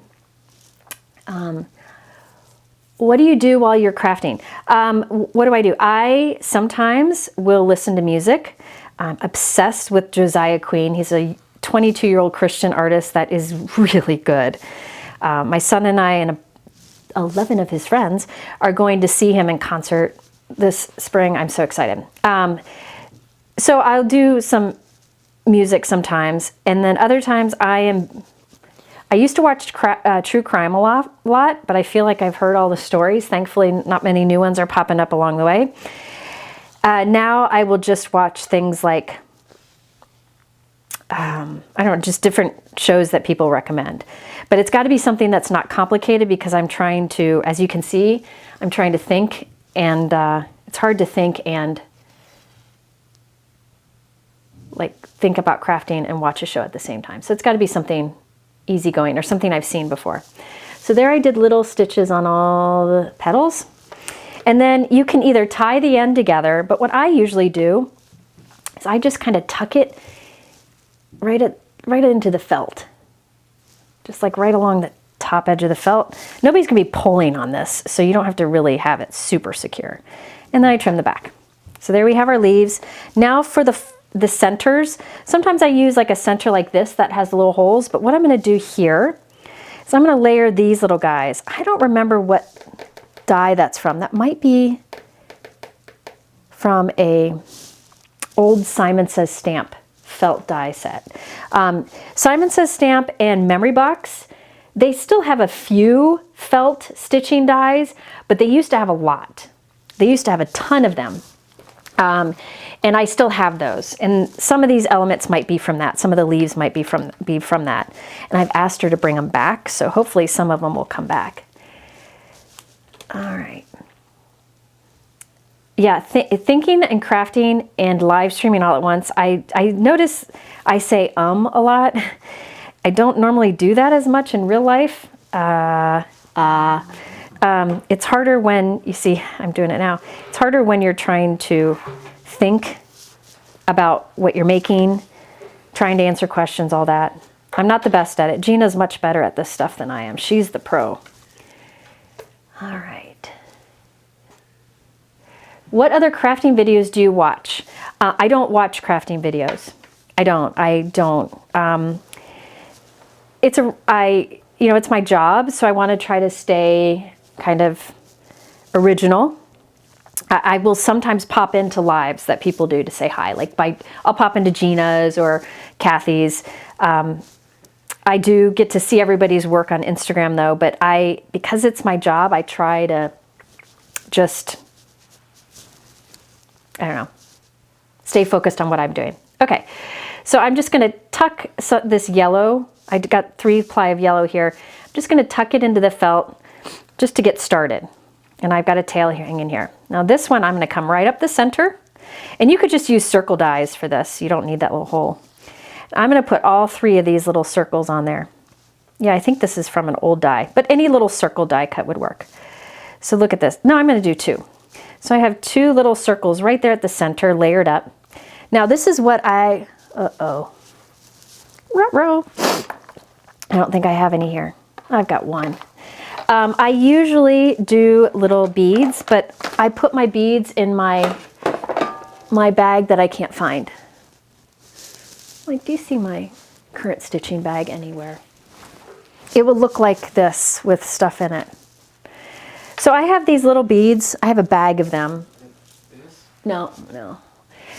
It's a bag that looks like this with stuff in it. I don't know where I put it though. Maybe it's in here. Oh, I found it. Never mind. This is my current one I just finished up. So this has my scissors in it. Oh, it doesn't have any beads though. Darn. Here's my scissors that I use. So this is a bag that I just finished these this morning. I don't have it. I usually have little beads, a bag of little beads. I have the beads linked in my supply list. And you need a thin needle. The ones I linked to below work for that. A sequin would work great here. I could probably just grab a sequin. But I just put a bead onto that, and then I go back down the same hole. And that will secure a little bead at the center there. You can do the same thing with the sequin. And I usually do 3 beads like that. I'll come up and go down the next hole. Or come up right next to the bead I put on. And I do like a cluster of 3 beads. But I don't have any. Oh, yeah, you found some. Okay. I usually have a big bag. And I just use clear for this because it'll match everything. So I came up right next to the bead I just did. I put on, go through the bead, and then back down pretty much in the same spot. So there's a second bead, and I usually do 3. I just like the look of those little 3 beads clustered together. If you want to avoid bulk, you can skip that. You could also use a sequin. Lord knows we have a lot of sequins, right? All right, hang on. And the type of beads I use, they're a little bit bigger than typical seed beads so that you don't have to have like a special beading needle. I have those linked below. And so there I have, can you see the cluster of beads in the center? I just like that. You definitely could instead use like a flat iridescent sequin that would give a lot of sparkle, or you could use glue with a gem. But this is what I choose to do. All right, so there I have the front of my heart done. Now you could do the same thing on the back, but I'll be keeping the back plain. All right, so now I'm gonna poke through some of the holes just so you can better see. Yeah, I hope some folks are crafting. What are you all making today? I'd love to hear, because I'm hoping that, because this is not that exciting to watch, so I'm kind of hoping that you're doing some crafting. Aww. Thank you, Sylvia. I hope all is okay. And I don't really want to do this. What do I stuff the hearts with? I'm going to show that in a minute. There are a few different options that you can do. Different people like different things, but I'll talk about the different options here in a minute. First, I'm going to show you how I attach that baker's twine to the top, what I find the easiest. I tried to pop as many as I could there from the top. I'm being kind of lazy. All right. Oh, good. Valentine's card's nice. I haven't made really any. Okay, do you ever think of using a brad for the center of your flowers? Absolutely, you could use your eyelets, your brads, you can use anything you want. A brad would even secure it. Totally. Use whatever supplies you have. Yeah, I have a ton of floss too, so it's nice to use it up. The other thing is these dies, these felt stitching dies can also be used on paper. So you could die cut all this from paper and do your stitching on paper, which would, you know, we all got some paper, right? We've all got paper. I'm making a mess here. Hang on. All right, give me another question, Mike. Somebody's on the treadmill. I just made a knot of myself. Once I'm done here, I got to go work out. Maybe Jesse's here, so you can hear me say that. Mike's going to take a nap, and I'm going to go to the gym. All right, question. Where did the little flowers come? So these flowers and leaves, most of them on here are from, I think it's the Poshta Garden Flowers die set. But she also has a lot of other die sets that have little flowers. And I just picked different flowers for them. You can see like this one is a little bit different. This is from a Poshta set. So really there's a lot of different options. If you just go to her dies and you can like just scroll through them. Like one of them is a pumpkin. It's like the harvest set. It's like a pumpkin, but there's little flowers to decorate the pumpkin. And I use those flowers on these hearts, even though I've never made a pumpkin. But I will show you what that's from in a moment. But these, I think they're from the Poshta Garden Flower die set. All right, so this is for the outside. So I have two hearts. I'm going to hold them together. And this is the way I've been doing it. There are many other ways to do it, but this is what worked for me. So I will start in between the layers. So I'm going to take the end of my floss here and put it in between the layers. So I'm just laying it in between the layers. So you see the tail hanging out down here. And then I put that together. So my tail's coming out from between the layers, and my floss right up here where I'm stitching with is in between the layers. I'm going to come in the top layer, and I'm starting at the top of the heart on one side. And I'm just going to stitch the top area of the heart so I can stitch my baker twine in. So I'm going to show you how I like to attach the baker twine. There's other ways to do it, but this is what works best. So now I'll go down the next hole and make sure you're good. Once you get going and have some of the stitching done, you'll be in a rhythm, but you got to make sure your little stitching holes line up to start with. So down through the top, out through the back. Now, remember the stitching I did before for the leaves? I do it different around the outside edge because you're going to see the back. So you want it to look pretty on both sides. And the way to do that is called a running stitch. So the running stitch, you do a stitch and then you skip. So I have that stitch there. I'm going to skip to the next hole and come up that and go to the next one. I showed this in a live, I think a few weeks ago. So now I'll go to the next hole and come up. So that's a running stitch. So you'll notice that there's a stitch and then it skips, a stitch and then it skips, but we'll go back and do the in-between in a little bit. Now I'm to the center of my heart, like that little nook there. I need to add my baker's twine. So here I have, this is gray. I usually use gray and white or black and white, inexpensive baker's twine. I cut a longer than I need piece and I fold it in half. And I take this loop and I tuck the loop right into that nook there. All right. So I just tuck it in, and it's okay if it sticks farther down. So see, the loop is tucked right in there at the top. Then I pinch it and I stitch around it so that the baker's twine is sandwiched between the layers. So I'm doing the same thing I was doing before, that running stitch, up and down every other. The only difference now is that the baker's twine is sandwiched between. Okay, so I'm just continuing to go around. That baker's twine is sandwiched between the two layers, so I'm kind of stitching it in there and it's not going to come undone. Again, there are other ways to do this, but I find this works great. You can also use ribbon here. All right, so I started at this top of the heart and I'm going to go to this top of the heart. I've ordered, where do I get my felt? I've ordered from Felt Pod. I don't think I have it yet. You got to get high quality felt. The ones that I recommend are Poshta Designs and Benzie Design, and they're linked below in the YouTube description. See ya, Jessie. You better go work out, because I am. Anyways, so I started here and I went over here stitching that loop of baker's twine between, and I can kind of pull that, make sure it's tugged. And I did that running stitch where you're basically doing every other.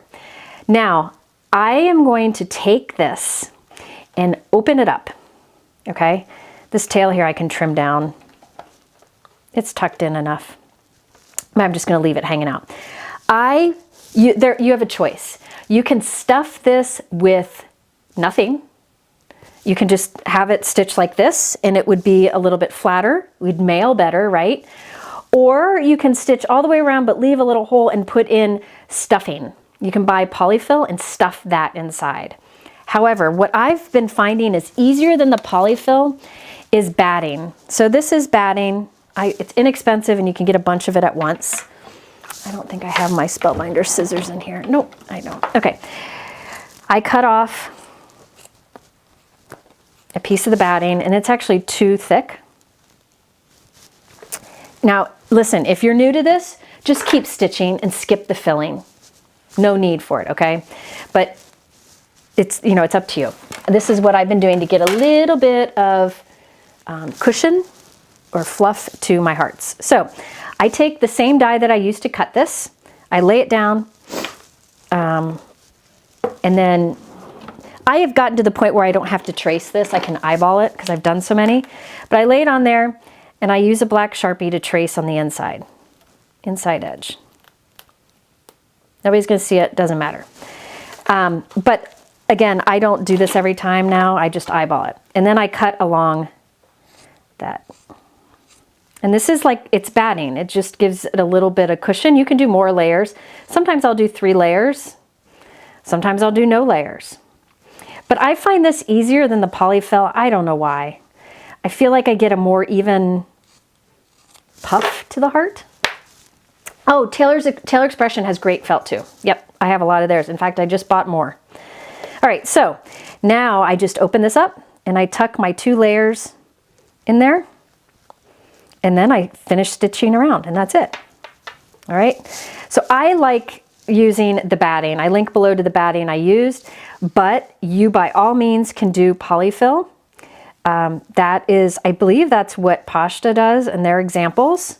I really like batting. I don't know why. Batting is, for me, the batting, because it's in sheets and I can cut it, it just lays nice and flat in there. I don't get like an uneven, like fluff. Now, if I'm making something big, like this heart I did polyfill in, where you kind of want the center to be a little more fluffy than the edges. So polyfill's a little probably better here. But for this little heart, I feel like that batting is just easier to use. And especially if you want, like this, if I would have used batting in this, it would be flatter and I probably could have mailed it. It really is up to you. Both work great. If you don't have either, you can use cotton balls. Yeah, batting is just, some people I think use like their scraps of felt inside too. You can use that to kind of fill it. Yeah, batting is not as messy. I linked below to what I use. You know, there's a lot of options out there. Not as wasteful using batting. So I will save like these pieces, and then like when I do a big one like this, I just kind of pull it apart and I do all of it and I stuff that in. So you don't have to, you know, like this, nobody's gonna see what's in there. So you can use whatever you want. Yeah, the batting is flatter. UK call, okay, there you go. Yeah, the batting I think is easier for these little hearts. So I'm doing that running stitch all the way around. And if you're into this, into learning more about this felt stuff, like if you're considering getting into something like this, what I would do is follow the Poshta YouTube channel. She is starting to do lives where she will pick one of her dies and stitch it. So you can see the process. And she is a professional. I just do this for fun, so I don't know that I'm doing everything the right way, but what I do works for me. So now you can see, like, I didn't take the time to pop out the little dots, so sometimes I have to pull them out as I go.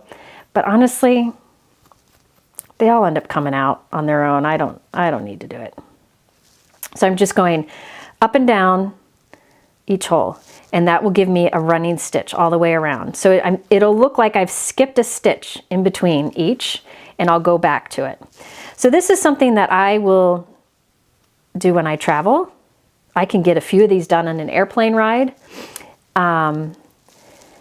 Sika, I was with Sika last week, and she saw me make a lot of these, right, Sika? It's just nice to have something to fiddle with. This is my fidget spinner. So I will continue to go all the way around. Let me see. Yeah, the teal one's fun. And while I finish stitching this, let me show you something else. These are fun. These are a little more advanced. I haven't finished them yet. But these are, oh my gosh. My son's calling again. He's calling, sorry. These are a little more advanced. This is from Poshta. Poshta, let me see what they're called. Poshta Fresh Flower Dies. And the die set comes with the outline, and then these flowers, I think I changed up some of the flowers and I added other little things to it, but it allows you to create this bouquet, and it also comes with the bow to create a felt bow that goes here. I just haven't added my bows yet. So you have, I do both sides on this, and I'll add a bow to both sides, and then I'll just put a little glue, gold string from the top, and the recipient can hang it somewhere. But I've made a bunch of these. I just have to put the bow on it and finish it. So she's got a ton of these kind of things. I love this one. But I think it's probably best to start with a more basic shape and then work your way up. Colin texted and called. Can you check? What did somebody ask? Let's be clear. When I'm stitching in the car, I am not driving. Yeah, that flower, I love this. And again, it looks even better with the bow on it. But the dies in there that are included in it are great flowers to put on these little hearts. Like that one, I love the little daisy there. I don't think this is the flower that comes with the die set. I think I switched that flower out from a different layering set. I don't know. I like to mix and match things. Aren't they pretty? I've done a bunch of them. Let me get some more. I just have to add those bows. Here's some more And these I haven't stitched back to back. So these I will stitch, I do back to back. And then I put one layer of batting in between. Like, I don't think polyfill would look as good with that. Is he okay? Mm-hmm. Okay. All right. So yeah, this, again, it's just informal crafting time. So I plan to, I showed you how this will get added to a card, and that's what I'm going to probably do the rest of the afternoon when I'm off of here. Yeah, I know. So what I did was for Christmas, I asked for gift cards to Poshta. And then I bought an obscene amount of felt that I have now yet to organize. That's my next thing. What do I do with them all? I give them. I give them. Oh, my tail's hanging out here. I got to trim it off. I should have trimmed it off before. I will attach them to a card and give them. Also, I will attach them to like a gift bag. For Christmas, I made little Christmas ones that I attached to gift bags that I gave out. Then I will just give them to people. I might auction some of them off too for a fundraiser here in a few weeks. I don't know. But honestly, if I don't do anything with them, the joy of making them. All right, so I did that running stitch all the way around. I'm back to the beginning. Come on, focus. So you can see every other stitch. So now I'm going to keep going with the same running stitch, and it'll fill in those skipped stitches. Yes, oh yes, when I was a kid, I would do cross stitch things like this, little cross stitch hearts, and I would put potpourri in the inside, and then they can put it like in their drawer and it smells nice. You could either keep going around or backtrack to fill in the dots. It just depends on what die you're using. So I'm going to backtrack and fill in the stitches that we skipped doing the running stitch. It's really easy to do. So I started, to get the hang of this, I started by just doing hearts. Stitching some hearts together to get used to this stitching, getting used to how this all works. Then I started to add some batting, and I had some plain hearts like that, and I'll just glue some flowers to it.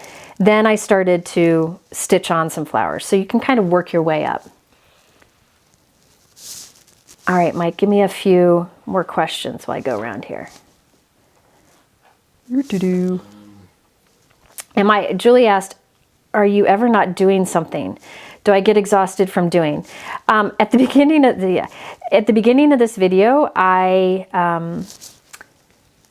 talked about my mom and how she's 81 and is a mile a minute and healthy as a horse.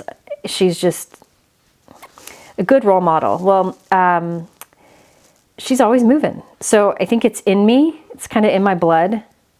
I'm one of those people who moves a lot. And if I'm sitting, I have to be doing something with my hands. It just keeps me calm. So my two favorite things to do when I'm just sitting is this, or I'll stitch on paper or puzzles.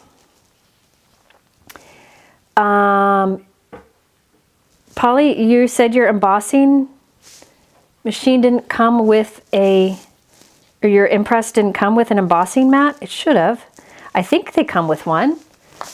I think it's black. I don't have it here, of course, because that would be convenient.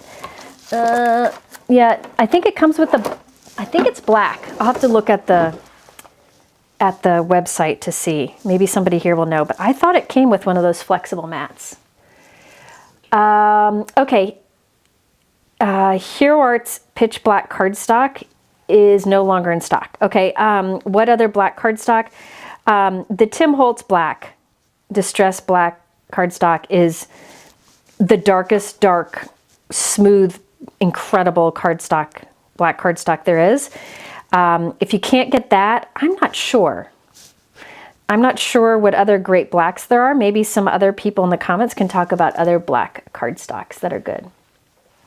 The cellophane bags for, hang on, let me look, for putting your cards in, like I showed before, this one here. Let me see if I can find,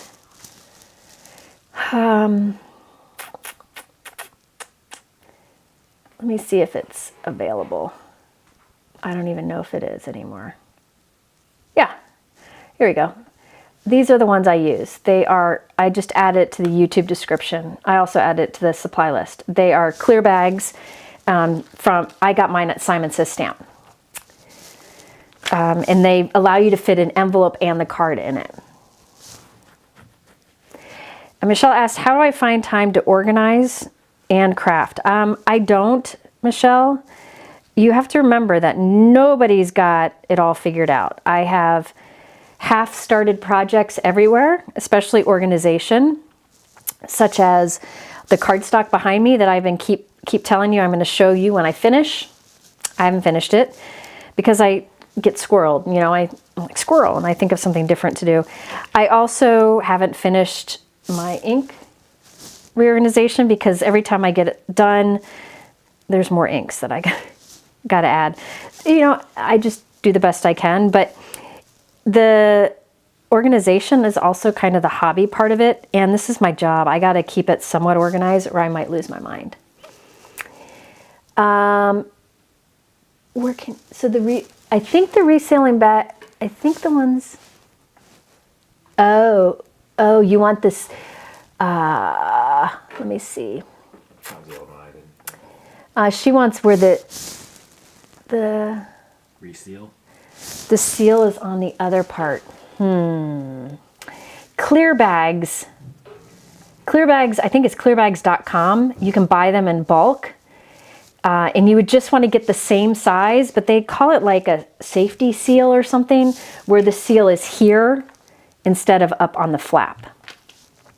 So you would have to go to clearbags.com and search for that size, and they call it like safety seal or something, where the seal is on the pocket itself, not on the flap. Will cardstock color always exact match to previous orders? So sometimes companies will have like a color like cranberry, and then when you go to order it again a few years later, the color cranberry is different. Sometimes companies have to do that because paper mills will discontinue a color. So sometimes they switch up, but most I think stay the same. I've been using some of those Here Arts colors for years, and they haven't changed. So it really just depends on what's available. How often do I change my nails? I change them more often than needed because I get bored. So I change them like every 4 or 5 days, but you can really keep them on for a couple weeks. You can reuse them. If you want, you just remove the sticker and get new stickers. And the link I have in the YouTube description has information on that. Why did A2 become so popular? It's not the size of pre-made cards. I'm not sure. I think maybe that the case is, you'd have to have really big stamps sometimes to really fit an A7 card or a big card nicely. So maybe that has something to do with it. I like the size because it's manageable. But you can do whatever size you want. I like A6 a lot. All right, so I stitched around and I've come to the end. All my stitches are done. So I'm at the top. My thread is at the top. What I do is I go back down that hole, but come out between the layers. And then when you do that, you can tie that knot with the knot you started with. That's what most people do. That's not what I do. I don't like to do the knot thing. Instead, I can cut this tail off. I'm done with that. I just cut it. It's not tied to anything. It's just tucked in there and it should be fine. Nobody's pulling on the seams of this. Now this one, I will go down through that same hole I just stitched, but come out with my needle between the layers of felt. So now my end is coming out between the layers of felt. Then I just stick my needle in, back in between the layers of felt, and I just kind of stick it through so it comes out somewhere else, like this side of the heart between the layers of felt. So I went in this, came out here, and pull, and that just kind of tucks it in there, and I cut the excess off. Now there are other ways to do that, but that works for me. There you go. And that's what I do. You can use polyfill if you want that to be fluffier. You can use more layers of batting if you want that to be thicker. But let's see. Like here's one where I practiced just flat and I can glue things on it. If you scroll to the bottom of my, let me see here. I will put the nail stuff, I just put it in the chat if you want to see it. All right, so that's how I make them. But I do the steps. Like I go through and on half of all the hearts I do the leaves, then I do this flower, then I keep going from there. So I'm not having to switch between colors of floss so much. But I have, all kinds of different flowers I've done and layers. I'm going to clean this up later. I don't want to clean that up now. Okay, hold on. Let me look at the Empress. Sorry. Kind of cleaning up here. Hang on. I need to put my needle somewhere so I don't lose it. What? Oh, is Ken talking to the dogs upstairs? What is it? Colin and Mallory. They're here? Yeah. Oh, okay. Well, I've been talking about her gift. My son's girlfriend's here, out there, and I don't want her to see this. Okay, hold on. Let me look at the Empress Elite. I know. Okay, so no, it doesn't come. I think it used to come with an embossing mat. Let me see. What? She stole one? Yeah. Empress embossing. Okay, so it looks like the mini comes with it. It's a tan mat. It looks like the mini comes with it. I'm going to have to do some research on it, but I have from the old Empress an embossable flexible embossing mat, and it's tan colored, and it looks like on their website, the mini comes with it. If you look at the Empress Mini embossing die cut machine on their website, it has that tan mat, but I'm not seeing it with the full size. So I'm not sure. Yeah, it doesn't come with it with the, I don't know. I'm gonna have to ask them and get back to you. But if you have a Spellbinders Platinum, it comes with the flexible embossing mat. And if you have the Gina K Intricut, you can buy it separately. All right, so let me put this away because I'm going to finish these later. And I'll try to answer some more questions here. Oh, your new Empress came with the embossing mat? Does it? I don't know. Okay, Anne said, can I do a video on felt sewing? I did a live all about it a few weeks ago. I also, if you go to my blog and search on felt, a bunch will come up years ago, like 5 years ago, maybe even longer. I did a video on stitching on felt where I did the same stuff, but back then. Some of those supplies will probably be out of stock now, but it's the same process. But I do want to do just a regular video showing this stuff too. How do I store my Altenew fresh dye inks? Very good question. Let me show you. I use my my Organize More ink storage units. So Organize More has incredibly high quality handmade ink storage units, and they hold like a regular size ink pad really well, and that's what I've used for years. But as you notice, the round are shorter. So if I put this into a regular ink storage, it would fall back into it, right? So what I did is I created a bunch of these out of cheap cardstock, scrap cardstock, these little rectangles that I put in the back of my ink storage unit, and that way this hits it and it sits right at the front. Does that make sense? So I use an Organize More ink storage unit. Okay, so the Empress Elite does not come with the embossing mat, but the Empress did. the old Empress. So I'm wondering if she's going to sell it separately. I'm going to have to find that out. Gina asked, what other crafts do I enjoy besides cards and stitching? Puzzles. I don't do anything else. I travel. That's all I do. Yeah, I don't really have any other hobbies. Kind of boring. I'd like to say working out is a hobby. It's not. What's going on there, Mike? Is it having a mind of its own? Yeah, having a Let's mind. see.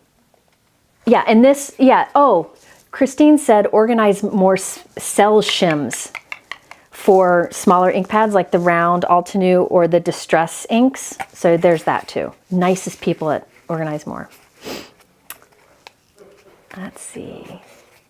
Any other questions there, Mike?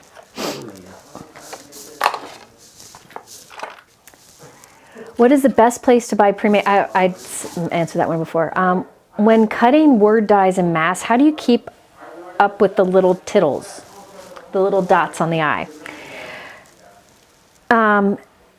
I had showed earlier that, let me show you. Let me see if I can find an example. I use those storage pockets from Altenew, and they just keep them safe in there. You know, they don't fall out of that. And then I add them when I glue them on. I don't think I have any examples here with an eye. Ooh, friend has an eye. Oh, but those are assembled. I just put them in one of these little storage pockets like this. Same ones I was using for my felt stitching. And I just throw them in there. Ooh. I just throw them in there and they will fall to the bottom. But they're not going to fall out. That's all I do. Is it too late to join the Pink Fresh class we're doing? I don't know. Let me look. I will tell you that that's going to be a darn good class. The products are really fun. Let me see. Event, card event.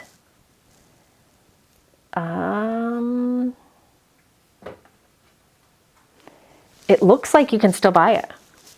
It looks like you can still join. It's over on the Altenew website, or on the Pink Fresh website. It's a class that's joint with Altenew. Another one that I really recommend is Scrapbook and Cards Today on February 8th is having a one-day event, and you get the supplies for it.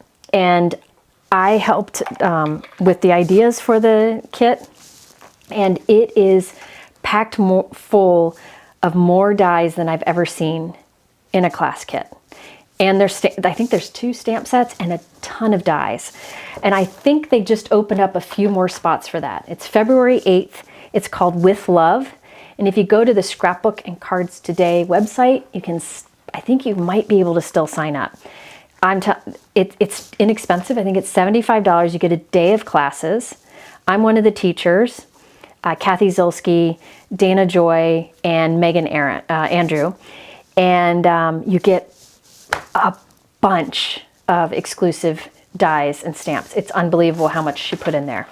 I don't know how she makes any money on the event because she was so generous with the supplies, but I do recommend checking that one out.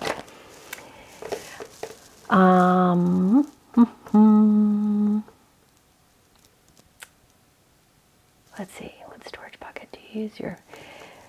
I think, can you go back to the regular, Mike? Let's see what's coming by now. Okay. There we go. Oh, glue for felt. You could use Gina K Connect. I also recently just bought felt glue, but I only use it like to add a gem, or maybe I make a flower separate and I want to add it. You can use, but keep in mind, like, the felt kind of absorbs some of the glue, so you got to use a pretty good amount. Is it weightless only now? I'd join that weightless if I were you. All right. Let's see, anything else? Yeah, they're shipping right now for the Scrapbook and Cards Today, so you should get it soon. I got mine, I think, last week. So you should be good. Oh, giveaways. Well, I got to think of something to give away. Let me think. Yeah, I didn't come prepared. I did not come prepared. Why don't I give... Multiple. Yeah, you said multiple. Let me give... Okay. First of all, Let me give away, I'll do a $50 gift card to Poshta Design. So we'll do that. So if you want, I'm going to do some giveaways. Sorry, I told you this was going to be informal. I'm going to do some giveaways.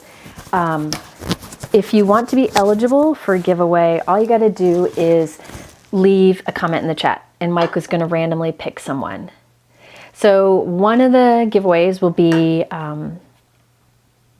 $50 to Poshta Design. So you can try felt stitching yourself. That's a good idea, Dorothy. How about another winner I'll send 5 handmade cards to. Mike's got to keep track of all this stuff. So another winner will get 5 handmade cards. And then another winner, I gotta think of all the things to give away. You've stitched. Yeah, another winner will get a few of these. I'll do some new ones. A few of these and then one of these big ones. How about that? So a handful of these to another winner. So that's 3 giveaways. What else should I give? What do you think, Mike? What else did I talk about today?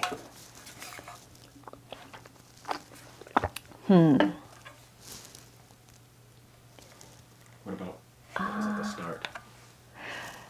How about another winner?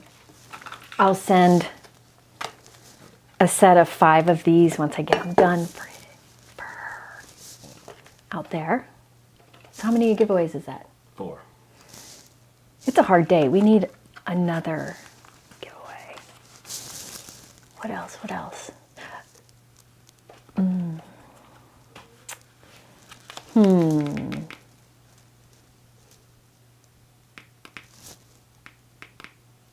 Is it cold in Kentucky too? My goodness. You can see I'm starting to fade here. And I got to go work out. How about we'll do $50 to Altenew again, because I did that last time. Okay, so we have 5 giveaways. So one giveaway is $50 to Poshta, one is $50 to Altenew, one is 5 handmade cards, one is a set of these cards, and one is some felt completed things. Yeah, that'll perk up the day. A clear, okay, yeah, okay, number 6. I got it. Okay, you ready for giveaway 6? Yep. Number 6 will be, Karen, I'm going to the post office. yeah, we're going to the post office. Parrot number 6 will be one of these completed with the felt bow on it. And there'll be a loop on it so you can hang it on display. And then the last one, number 7, will be a Share Handmade Kindness block. It might be the bigger version, whatever I still have. I'm buying a bunch of them. I don't know if you can see that. It says Share Handmade Kindness. Yeah, you can see it there. All right, there we go. So 7 giveaways. So we got to pick 7 winners. So Mike is just going to pick them from the comments. So the first giveaway was $50 to Benzie, right? Or no, to Poshta Design. Sorry, Poshta Design. Okay. You gotta give me a minute. You Oh. 7. He's got to pick them. Let me see. Oh, Brianne said inkstand? Did she say she'd do an inkstand giveaway? I don't know. I'm picking. I'll have to watch. All right, we have to see. Because Brianne, who's my moderator here, my link ninja, she also owns an inkstand. She's the creator of the inkstand. Okay, he's thinking. Everybody leave your comments because he's randomly picking them.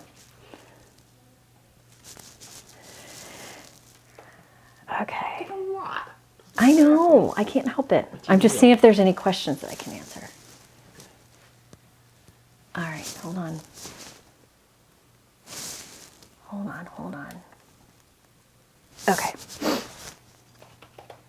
How can you see the comments? I don't know, he's got a system. He does.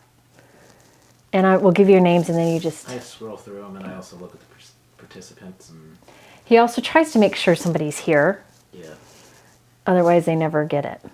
That's a lot of work for me to track them down. Okay. And my browser's getting really pokey. All right, give me the first one. Okay, yeah. He's thinking. Hang on. Brianne, if you said I could do a giveaway, can you send me a text? Because I'm not seeing it in the comments. I didn't see it.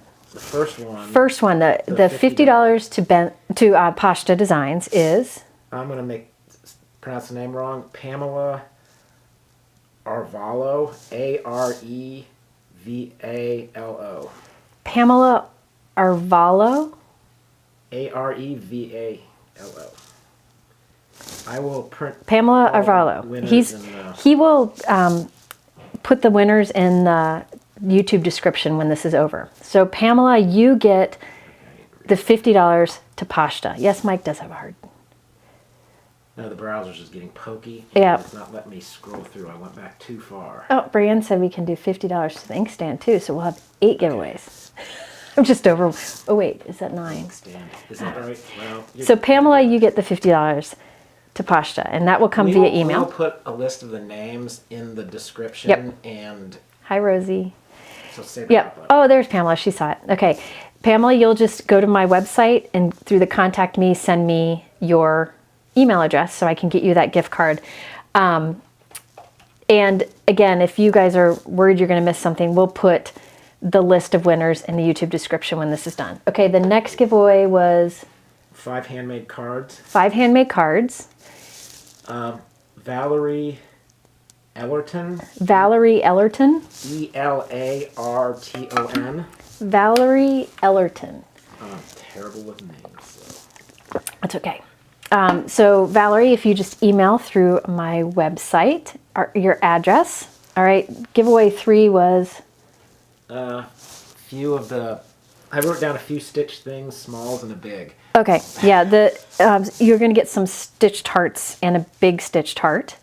So that winner is? Pam Harold. Pam Harold. Yep. So Pam, you'll win that. So go to my website and email us your address. You can also just email help@jennifermaguireink.com, and that ink is with a K. All right, the next one is 5 of those. 5 cards like this. Laura Rumble. Laura Rumble. Okay. Laura Rumble, you win that one. The next one was $50 Altenew. $50 for Altenew goes to Linda Montgomery. Linda Montgomery. So Linda, send us your name.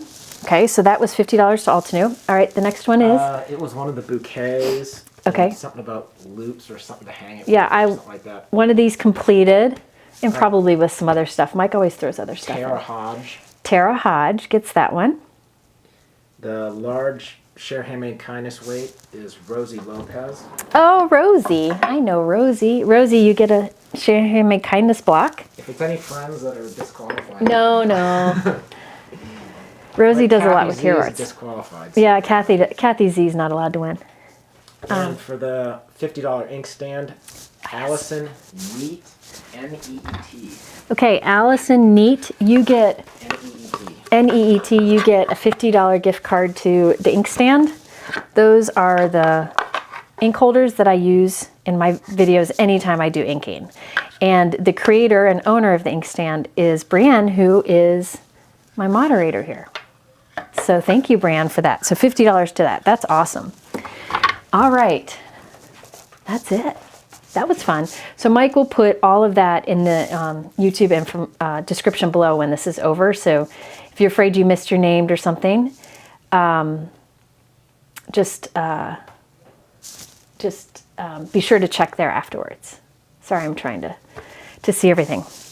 All right, I think I got to go work out now. Wait a second, let me rephrase that. I get to work out now. All right. Your trainer isn't here. Yeah, he's gone. I can say whatever I want. Okay. I thank you for joining me. I told you this was going to be informal, and it was. I just wanted to get in the craft room and enjoy some peace today. And thank you for keeping it focused on crafting. So most of the stuff I used is in that YouTube description below if that's helpful to you. And I'm not sure, I think on Friday, I will be doing a tag team live with Gina K. So stay tuned. I'll announce that on social media and in my Share Handmade Kindness Facebook group. So stay tuned for that. And I may go live before that too, but I have some other videos in the works too. So I thank you for being here and spending this time with me, as informal as it was. And I hope you have a good day. Take care. Mike, you gotta stop it. Well, I was putting the winners in the description. They are all there now.